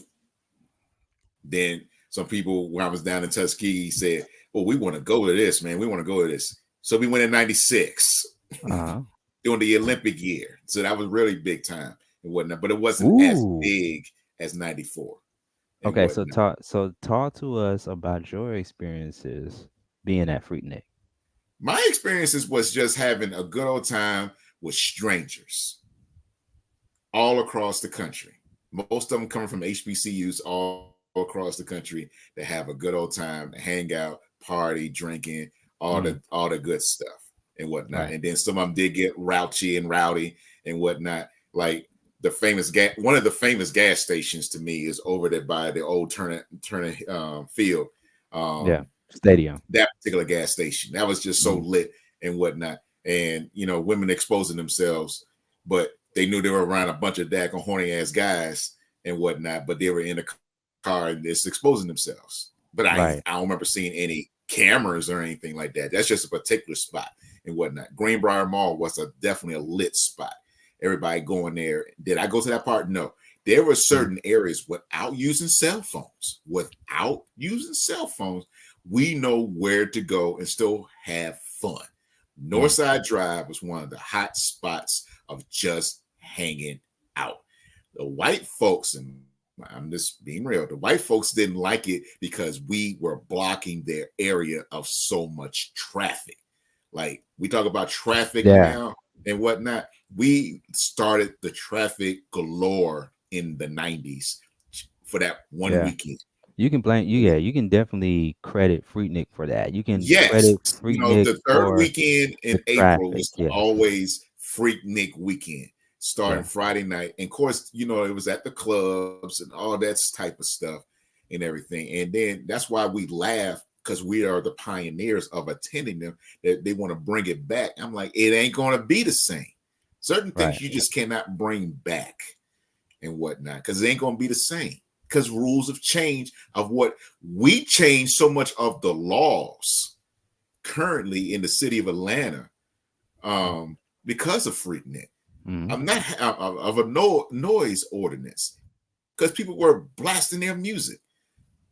I mean, was I part of that portion? Yes. I had my 15s in my car and did my thing in 95, 96. I did my thing. Okay. And even though she's my wife, I hung out with Tanya one day out of the entire weekend. I'm always doing something between Friday night and then Sunday was like the last day of it. We go to the parks, cooking, grilling and stuff, hanging out at the parks, mostly park. And I can't remember the other park. It was hanging out at the parks. Traffic was the galore on Saturday on certain parts of Metro, not even Metro, City of Atlanta. Right. One of the places was Club Nicky's. Don't even exist anymore. And whatnot. Stewart Avenue was Stewart Avenue. It wasn't Metropolitan Yeah. or anything. Don't forget That's Club the true 559. Club 559, Yeah. 112, Yeah. all Right. of that. Yeah. So the thing was with my cousin that we did on Freaknik at time, all you got to do is just hang out at the club. You ain't had to be inside. You had just much fun hanging out at the parking lot. The people couldn't get in because it was already packed. Yeah. And then the price to get in rose. They didn't want to pay $20, and that was a lot then in the 90s. $20 to get in? Ooh, no, that's too much. Yeah. That's $20 compared to $50 to now, something like that. Yeah. So hey, it was a great time, Right. great experience, Mhm. and whatnot. A lot of folks come in to collaborate, have a good time. It wasn't a lot of negativity, but on the outside, folks that didn't know what was going on put a lot of negativity, put a stamp on it, thinking it was this and that. No, guess what? That was really the time that no one got killed, no one got shot. Might have been a couple fights. Yes, there was a couple fights. People get arrested. Yes, but no one got killed. No one got jealous of that. Your ride is bigger than mine or better than mine or anything like that. Yeah. That's how it was. It was a great time. Yeah. Yeah. I mean, to me, I heard about it. And of course, I was too young to go. And I come from a sheltered environment because of my mom. And she always sheltered me to where she didn't want to expose me to that kind of thing that was happening in Atlanta at that time. But I lived through it through my cousin who attended plenty of times, and he can give you just as much stories as you have given us, maybe even more. But is one of those moments in time in Atlanta where it set the standard for music. It set the standard for entertainment. It set the standard for the traffic congestion. And I mean, we can go as far as saying black excellence. So Freaknik was responsible for a lot of things, especially business owners, black business owners. I'm always a individual who takes the good with the bad, because even though you said that there was no gun violence, no one getting shot, fights here and there were women that were put in uncomfortable positions at that time. When we think of rape, sexual assault, other things that may have It was some of that stuff. It was some, but it wasn't outrageous. It was some that presented itself in that. I'm not saying it didn't exist, because I did hear about it, but it wasn't like craziness. Not even though I didn't say no one got shot, I'm not saying it was 100% true, but it wasn't a big thing. The more of the complaint was loud music and traffic. Yeah. That was the main negativity that was stamped on it. But they look at they look at the goodness of black folks hanging out, young black folks hanging out. But though, with anything, with any good thing, it can start off great, it can start off meaningful, but when more and more and more people get involved, it's just like population, basically.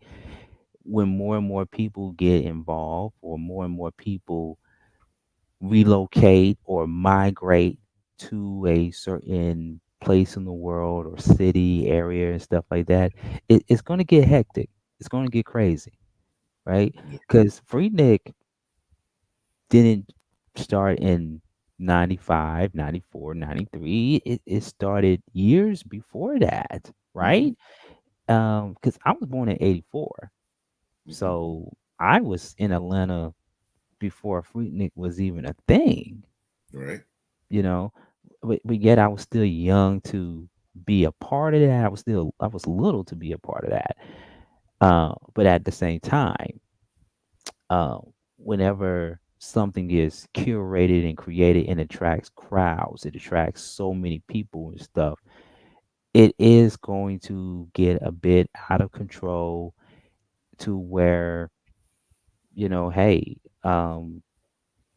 if the powers that be at the time, like a Mayor Bill Campbell or somebody in his position or the people that were a part of his administration say, hey, we got to shut this down or whatever, it is what it is. Because imagine if Freaknik kept going after 98, after 99, after 2000, or what have you. I mean, just imagine if it kept going, especially in the times that we're living in right now. Oh my God. Yeah, there you go. Exactly. And that's why Kilo Ali, who was on the Beat Break Morning Show years ago when we were at Love 860 AM, he alluded to, and I'm trying to remember his words, but he alluded to it being very wild at the time. I mean, we talking about Kilo Ali, one of the ATL legends, ATL icons. He's an icon of bass music, of dance music, booty music, whatever you want to call it, out of the South, out of ATL. I mean, in traffic or wherever you was at during Freaknik, you're gonna hear one of his songs. Just like you're gonna hear a Raheem the Dream or an Uncle Luke. Yep. Or a 2 Live Crew. You know what I mean? So yeah, but I mean, he even said that, those days of Freaknik, it was wild to where he kind of was glad that it didn't keep going. It didn't kept going like it did, because we would have never knew. I mean, you think of where Atlanta is at right now. You think of where Atlanta is at right now and what Atlanta's going through at the moment and stuff. I mean, bruh, I'd probably be like, man, you know what? I don't feel like going into the city right now. I'm just gonna work from home, bro. It's not. It wouldn't have been the way it was then. It would, because the times have changed with not just the population. It's the type of entertainment that is out, and the type of resources. Right. Like I said in the beginning part of what I was saying, we didn't have cell phones. We had pagers and whatnot. We didn't have y'all didn't have social media. We didn't have social media. No, we had no social media, nothing. If you knew Atlanta, you basically knew what streets to go to hang out and whatnot. That was basically it. If you were visiting Atlanta, you were following somebody. Like, hope they're going to the right spot. I hope they're going to the right spot. Where's that place? Where's that 112? Where's 559? What's that street to go over there? I don't. A lot of the visitors didn't know. And when you didn't know something, you just follow, and then there's so many folks following to the same spot, it will always cause a traffic jam. I'm not saying that was the main part of it, but that's what happened. If you have 4 or 5 people in the car and about 15 cars are following in the same direction, what do you think is going to happen?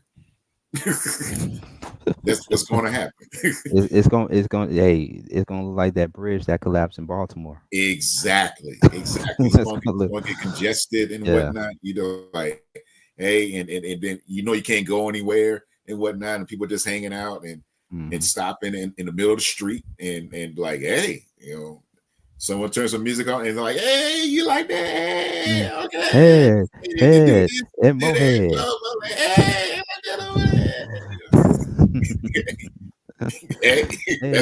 Head and Mohead. All right. So really quick. So transitioning out of Freaknik really quick because we're running out of time. Freaknickelodeon. Okay. So the correlation to Nickelodeon Freaknik, 2 things that occurred during the 90s, the late 80s and 90s, Freaknik and Nickelodeon.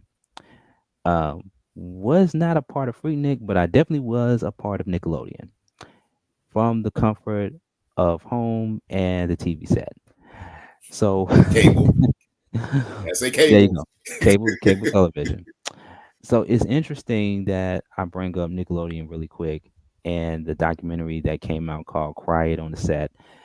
So Nickelodeon Studios was based in Florida at Universal Studios, which of course that's where I'm coming to you all from, Florida. Freaknik obviously happened in Atlanta. So we're talking about two neighboring states, Georgia and Florida, Freaknik in Atlanta, Nickelodeon Studios in Florida. Two documentaries on two different things from two different neighboring states. I went to the Nickelodeon Studios in 1995 during my family reunion. And when you are a kid, being on the set of a Nickelodeon studio or watching the shows on your cable television, you do not think of the things that happen behind the scenes because I wasn't there. I'm not an actor or actress. I never been a cast member on any of the popular Nickelodeon shows in the 90s. But when this documentary came out, I was like, this is very interesting because a couple of years ago, there was already a Nickelodeon documentary called The Orange Years. And the documentary illustrated a different side compared to the one that is currently on Discovery and Max. And The Orange Years, it pretty much just highlights how Nickelodeon got started. And it was under a different name in the late 70s for children's programming. Yeah, fun fact. And then they changed it. Obviously, they changed it into Nickelodeon. They did the color scheme for it. They did the logo, this, that, and the other, right? And I can't think of the woman's name, but the woman who was in the documentary, not the one that you currently see on television now, but the Orange Years documentary, she's the one that started Nickelodeon and talked about her experiences of being the mastermind behind this children's network that presented shows not only to entertain kids, not only for kids, but to also educate kids. Mm-hmm. So I just find it interesting that you have a network that shows both entertaining content and informative shows, because it was more than just Double Dare. It was more than just All That. It was more than just all these kid shows, Clarissa, and even the newer shows on Nickelodeon that kids see to this very day. But it was also Nick News with Linda Elderby. You remember that, Nick News, right? I mean, especially the episode of the young girl who cried because she was HIV positive. RIP to her, by the way, who recently passed away. And in that episode, next to her was Magic Johnson after it was revealed that he too was HIV positive. A very key moment in Nickelodeon's history. Fast forward to now, to Quiet on the Set documentary. Dan Schneider, which I didn't know who he was when I was watching Nickelodeon. I knew who Kenan and Kel was. I knew who the cast members on All That was. I didn't know these folks behind the scenes, right? Right. And so, by this documentary coming out, which it already came out, and I have yet to see the documentary part 1 and 2 yet, but do you think it tarnishes the legacy of Nickelodeon? Even though Dan Schneider did not produce or executive produce every single show that aired on Nickelodeon. But now moving forward, when you think of Nickelodeon, you think of this scandal, you think of Dan Schneider and what happened or what allegedly happened to these kids when they were child actors, teens. Do you think it tarnishes the legacy of Nickelodeon moving forward? I wouldn't say it tarnishes it. It just brings another light out that some people probably expected. It was just hidden, and they hidden it well. We all heard about childhood actors back in the 80s and 90s and whatnot. So they are exposed out many years later of what's happened, and some of them are freely to talk about it. I wouldn't say tarnishes it. It just brings like, okay, so Nickelodeon's talking about this too. Okay, I'm not surprised and whatnot, because a lot of stuff happened, like I said, back in even the 70s. Any of those shows that public broadcasting station has done, PBS, back in the day, that a lot of folks didn't know that it happened.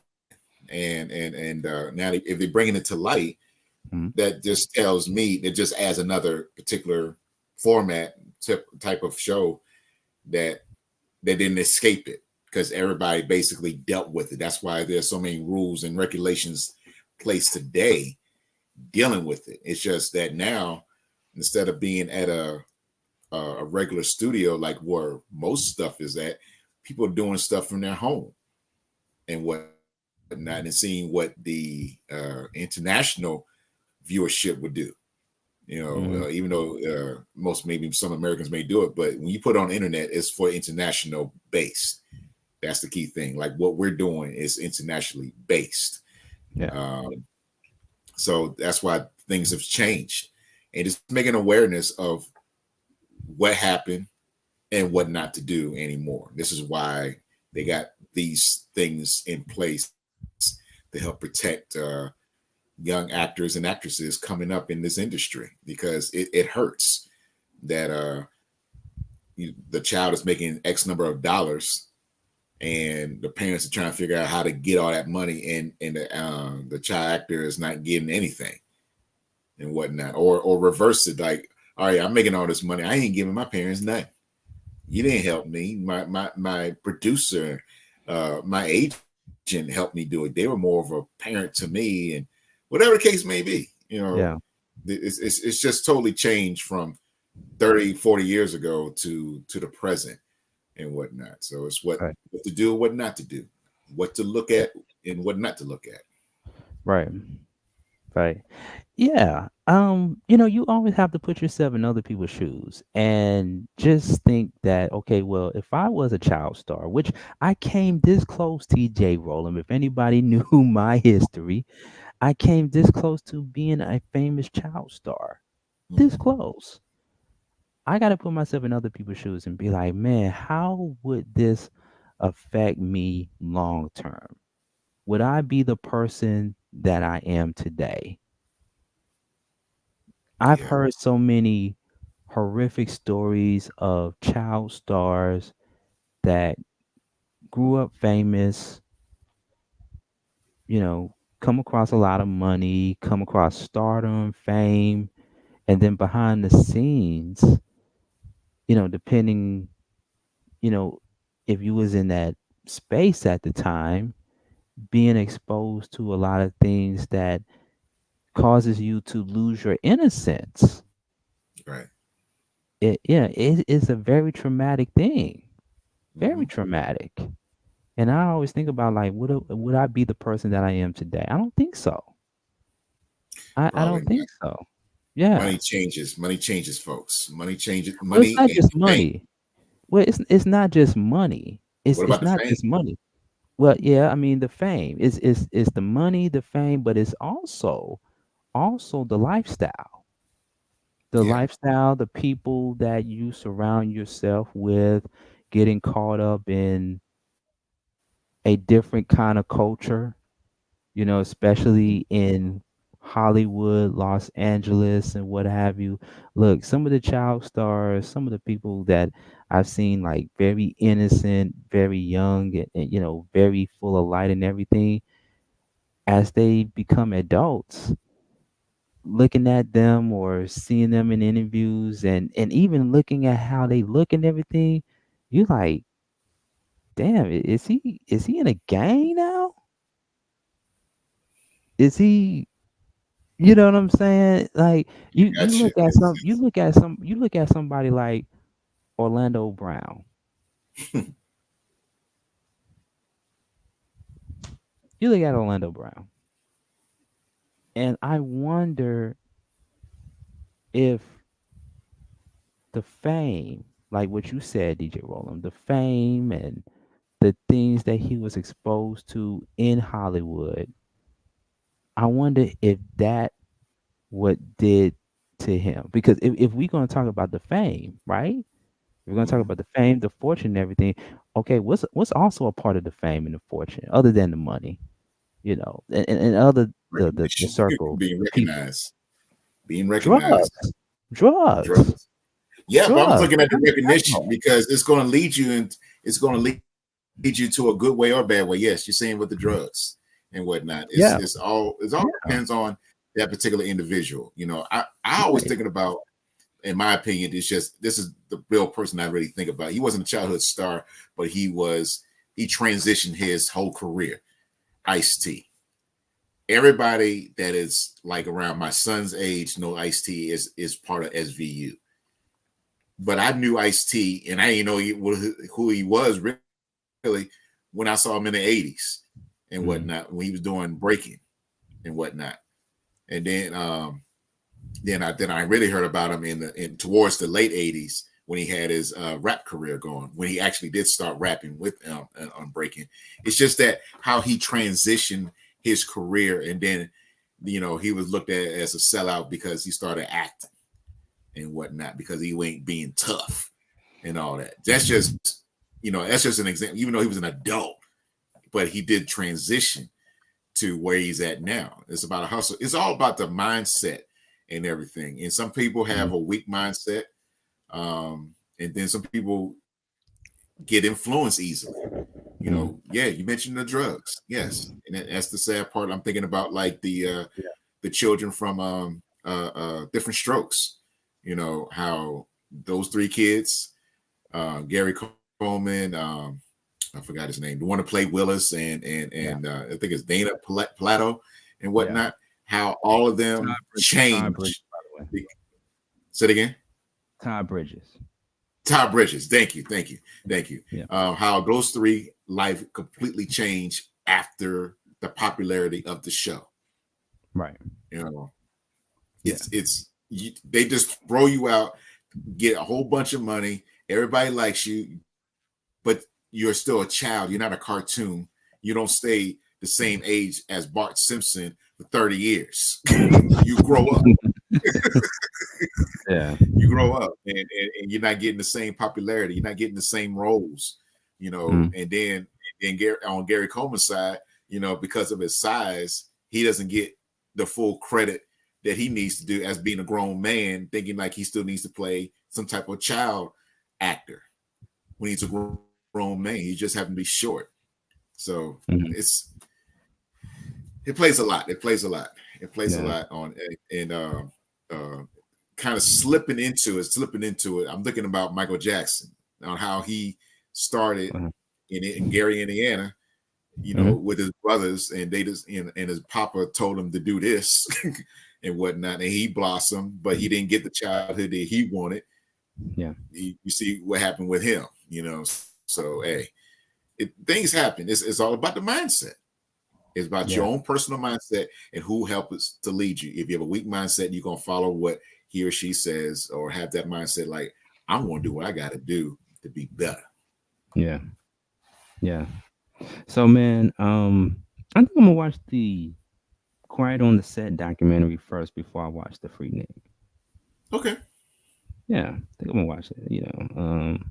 I know some of you all are like, well, why are you all having this conversation and you all haven't watched both documentaries? Well, Bring it to your light. Right, yeah. It's March Madness. I want to unpack as much as possible before the end of March, since we're going into April. And you can only imagine what We're in April. spring. We're in spring. Yeah. I mean, right. Other than pollen, what is April going to bring? Yeah, we don't even know. You're absolutely correct. We don't even know if Jonathan Majors got sentenced yet. He was supposed to get sentenced in February. Did they delay his sentencing? The only thing I heard, or read, I should say, is that it postponed, but I think they're going to either is in the between that he'll get less than a year in jail, or a long, like a 5 to 10 year probation, something like that. That's in that range. Jeez. Less than a year in jail, or a 5 to 10 year probation. Jeez. But look who he's dating. He's dating smart because he knows he ain't gonna have any true leads anymore and whatnot. So he's trying to make sure he has a good woman on his side. Just if you mess this up, what's Megan doing? But what is Megan doing? Megan Good doing right now though? What is she doing? Because they're not bringing back. I mean, she's still Megan Good, so she can still get some roles and whatnot. She gonna still get some roles. She ain't going down the hill. Even though she's tied with Jonathan Majors and with everything that's happening right now, you think she's still gonna get roles? Okay. Yeah. Okay. She'll get some. Okay. Would it be great roles? No, but she'll get some roles. Guess this is what's going to happen. This is how she's going to get her roles. When someone else didn't get the role, she'll get called. That's what's going to happen. Okay, just like the situation with Monique and Cat Williams. Gotcha. Yeah. On a silent level. She ain't going on Shay Shay. Guarantee you that she ain't going on no Shay Shay. I mean, Shay Shay's going to probably invite her. I mean, D.L. Hughley said it best himself. He said the reason why Monique got called to be on the Cat Williams comedy tour is because she's available. Right. She's available. She ain't doing nothing big. Right. So same thing with Megan Good. Right. She ain't doing nothing big. That's why she's going to get called when someone else didn't get She's going to get called. She's going to get called to do Tubi roles. Right. Tubi rolls. No, I did not say Tubi rolls like I'm talking about some piece of food or something. I'm talking about Tubi rolls. Low budget movies that you will only exclusively see on Tubi. That have not made it to the theaters. That have not. Hell, they haven't even made it to Redbox. I know that. They haven't made it to Redbox. Yeah, you.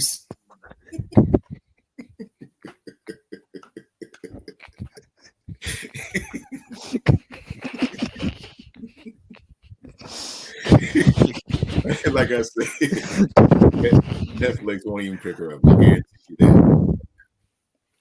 I mean, I'm saying I'm still waiting for season 3 of Harlem to come back on. Things are always in the works behind the scenes. Or speaking of Nickelodeon, maybe they can reboot Cousin Skeeter to come back on. But I don't think it would be the Cousin Skeeter that we saw on Nickelodeon. I mean, think about it now. We're in a cancel culture society. Megan Good, who is an adult, no longer a teenager. She's an adult. Robert Richard, who's an adult. Bill Bellamy, an adult who played a puppet on the show. I just think that as 3 adults rebooting the Nickelodeon show under the name Cousin Skeeter, especially with this scandal that's happening right now with Nickelodeon, I don't think that would be a good image right now. Notice when I No. said cousin. Notice when I said cousin Skeeter. That should have been a part of the documentary Quiet on the Set, because that name to this very day is questionable.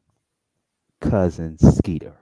Cousin Skeeter. And we're talking about cousin Skeeter, the puppet, who was voiced by Bill Bellamy, who came up with the name Booty Call.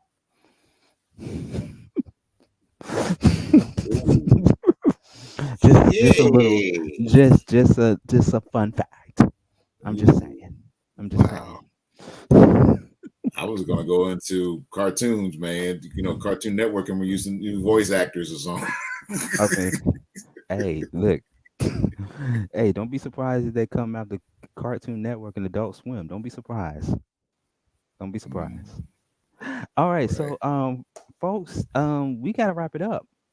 Yes, sir. Notice I said wrap it up after I said cousin Skeeter and Booty Call. I'm sorry. I'm sorry. I'm having a Beavis and Butthead moment, ladies and gentlemen. It's okay. It's okay. But hey, so we will be back with the Beat Break Morning Show. We're taking a hiatus. We just decided to come on because it's been a minute. It's been a long time. It's been a while. And we want to let people know that new episodes of the Beat Break Morning Show are coming soon this year. Just be on the lookout for that. But in a few weeks, and I'm so excited about this, DJ Roland, in a few weeks, I will unveil the new name for the mental health show that I am bringing back. This time. I need a clap. Need a clap on that. Need a clap. Yeah, we need a clap. We need a clap. We got to make a clap on that one. We got to make a clap on that one. Yeah.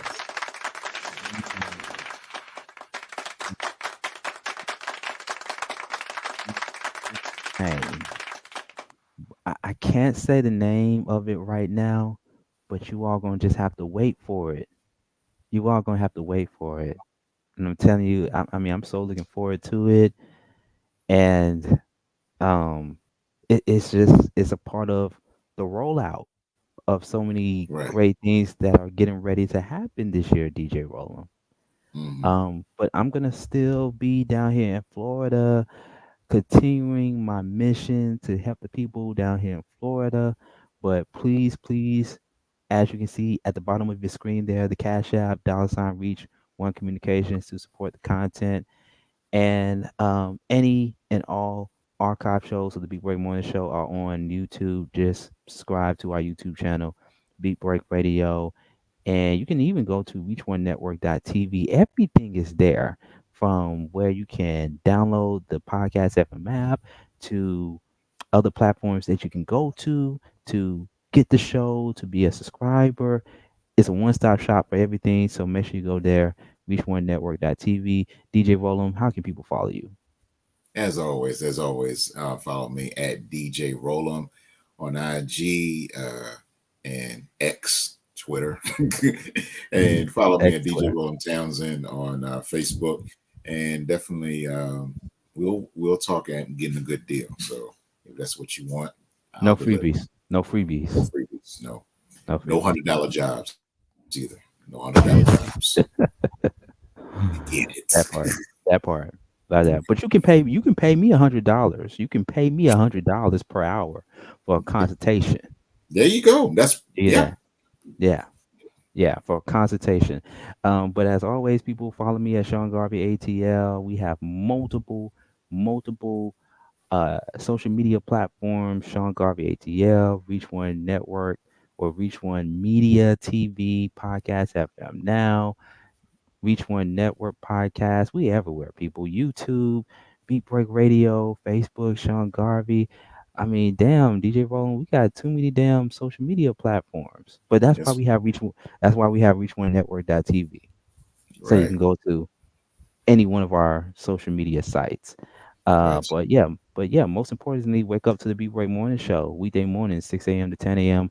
on 87 FM, 101 The Vibe FM in Louisville, Kentucky. We are also on TuneIn, on your TuneIn radio app, 87 FM, 101 The Vibe FM, or Reach One Network.